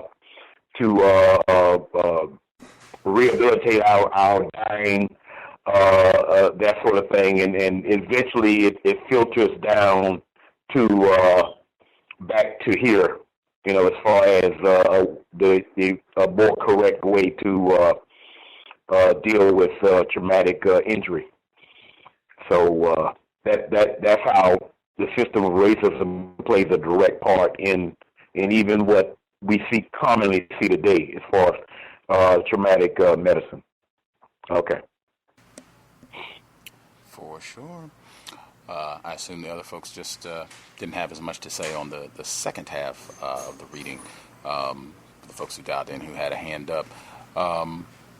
I was going to check to see, Ross, if you had one more thing you wanted to share. I know you didn't get to share everything that you had down. If you had one more thing you wanted to get in before we wrap up. I know Oscar Grant, the black male who was shot and killed at the beginning of 2009, they made Fruitvale Station based on him. I don't think, as many people know, we did a program on this. There was a lawsuit filed against the EMT in Oakland alleging that they did not do everything that they could to save his life, that in fact, if they had done their job appropriately, it's possible that Oscar Grant may have survived being shot at the BART station by the suspected race soldiers. And it continued that they were watching Johann Messerly, the suspected racist who shot and killed Oscar Grant, that when he was having his trial and conviction and everything, that these white EMT officers were making racist jokes and just making it very clear their dedication to white supremacy and rooting for Messerly and hoping that he was exonerated and wouldn't have to serve any time for killing this black male. But that was a very important aspect of the Oscar Grant case that got very little attention. It is in the archives. 2011, we had one of the white males that was involved. In fact, he worked with the EMT crew that went out there and did not do their job correctly. It is in the archives, 2011. Roz, do you have anything concise you wanted to share? One, I guess the most important thing maybe that you didn't get to share? Yes. One was, well, I had two brief things. Is it okay? Because they're both pretty short. Let's roll. Okay. The first one has to do with the section on page 131 where they talk about dissection season, where they had specific months in which they would actually dissect bodies. And it says that Todd Savage explains that blacks were well aware of this morbid seasonality as evinced by one elderly Virginia slave who, passing the medical school, shuddered and muttered, "Please God, I hope when I die it'll be in the summertime." And it just made me think of the secrets that our elders are carrying. Just for her to have such a visceral reaction just driving past the hospital, that there's so much that we don't know that our ancestors are carrying and our elders might be carrying. So again, the importance of speaking to our elders. And then the final section was actually on page 134 that briefly says, utilizing a disquieting double standard, African Americans excuse the resurrectionists and blame the doctors. An African-American minister raged against the doctor, saying they set the plot afoot and used the men under arrest as client tools. But the law didn't agree. A jury of 11 white and 1 black sentenced the 3 grave robbers and cemetery director to 10-year prison terms. And I just thought that was even in their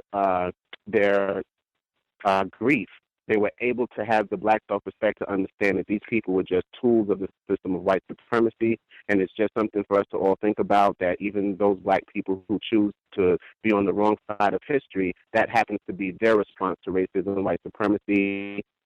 And for those of us who are warriors in the struggle, our response is the opposite. So I just wanted to just focus on that because I thought that was very important. Thank you so much. For sure.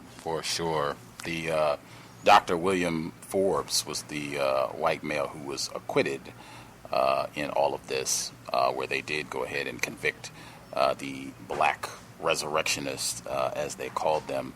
I thought it was interesting, the term that she used when describing this was a disquieting double standard. I thought that was an interesting descriptor. Because to me, it's logical. It's not. I would have to ask her like what she means specifically when she says a disquieting double standard. Because to me, it suggests that maybe there was something incorrect, that they should have viewed both Dr. Forbes and the black resurrectionists in the same manner, using the same criterion, and saying that you all were involved in this and you're both equally culpable. And I don't think that is the case at all. In the system of white supremacy, racists are able to use victims of racism, non-white people, for all sorts of nefarious activities. They do this all the time, and I certainly would not judge non-white people, victims who are involved in this knowingly or unknowingly. I would not judge them by the same standard that I would judge a white person involved in this, just because the white person invariably has much more power, and that certainly seems to be the case in this instance. Just looking at what happened in the trials. Dr. Forbes acquitted, the black males, you're going to jail. Anywho, we will pick up there next week. Watching the Bones, that's a subheading. We're still in Chapter 5. We're almost a third of the way through the book. If you have commentary you're not able to share during the live program, feel free to drop us an email, and we'll read it during the program next week. We should be here tomorrow for the compensatory call-in at 9 p.m. Eastern, 6 p.m. Pacific. Global Sunday Talk on Racism this Sunday, 12 noon Eastern, 9 a.m. Pacific.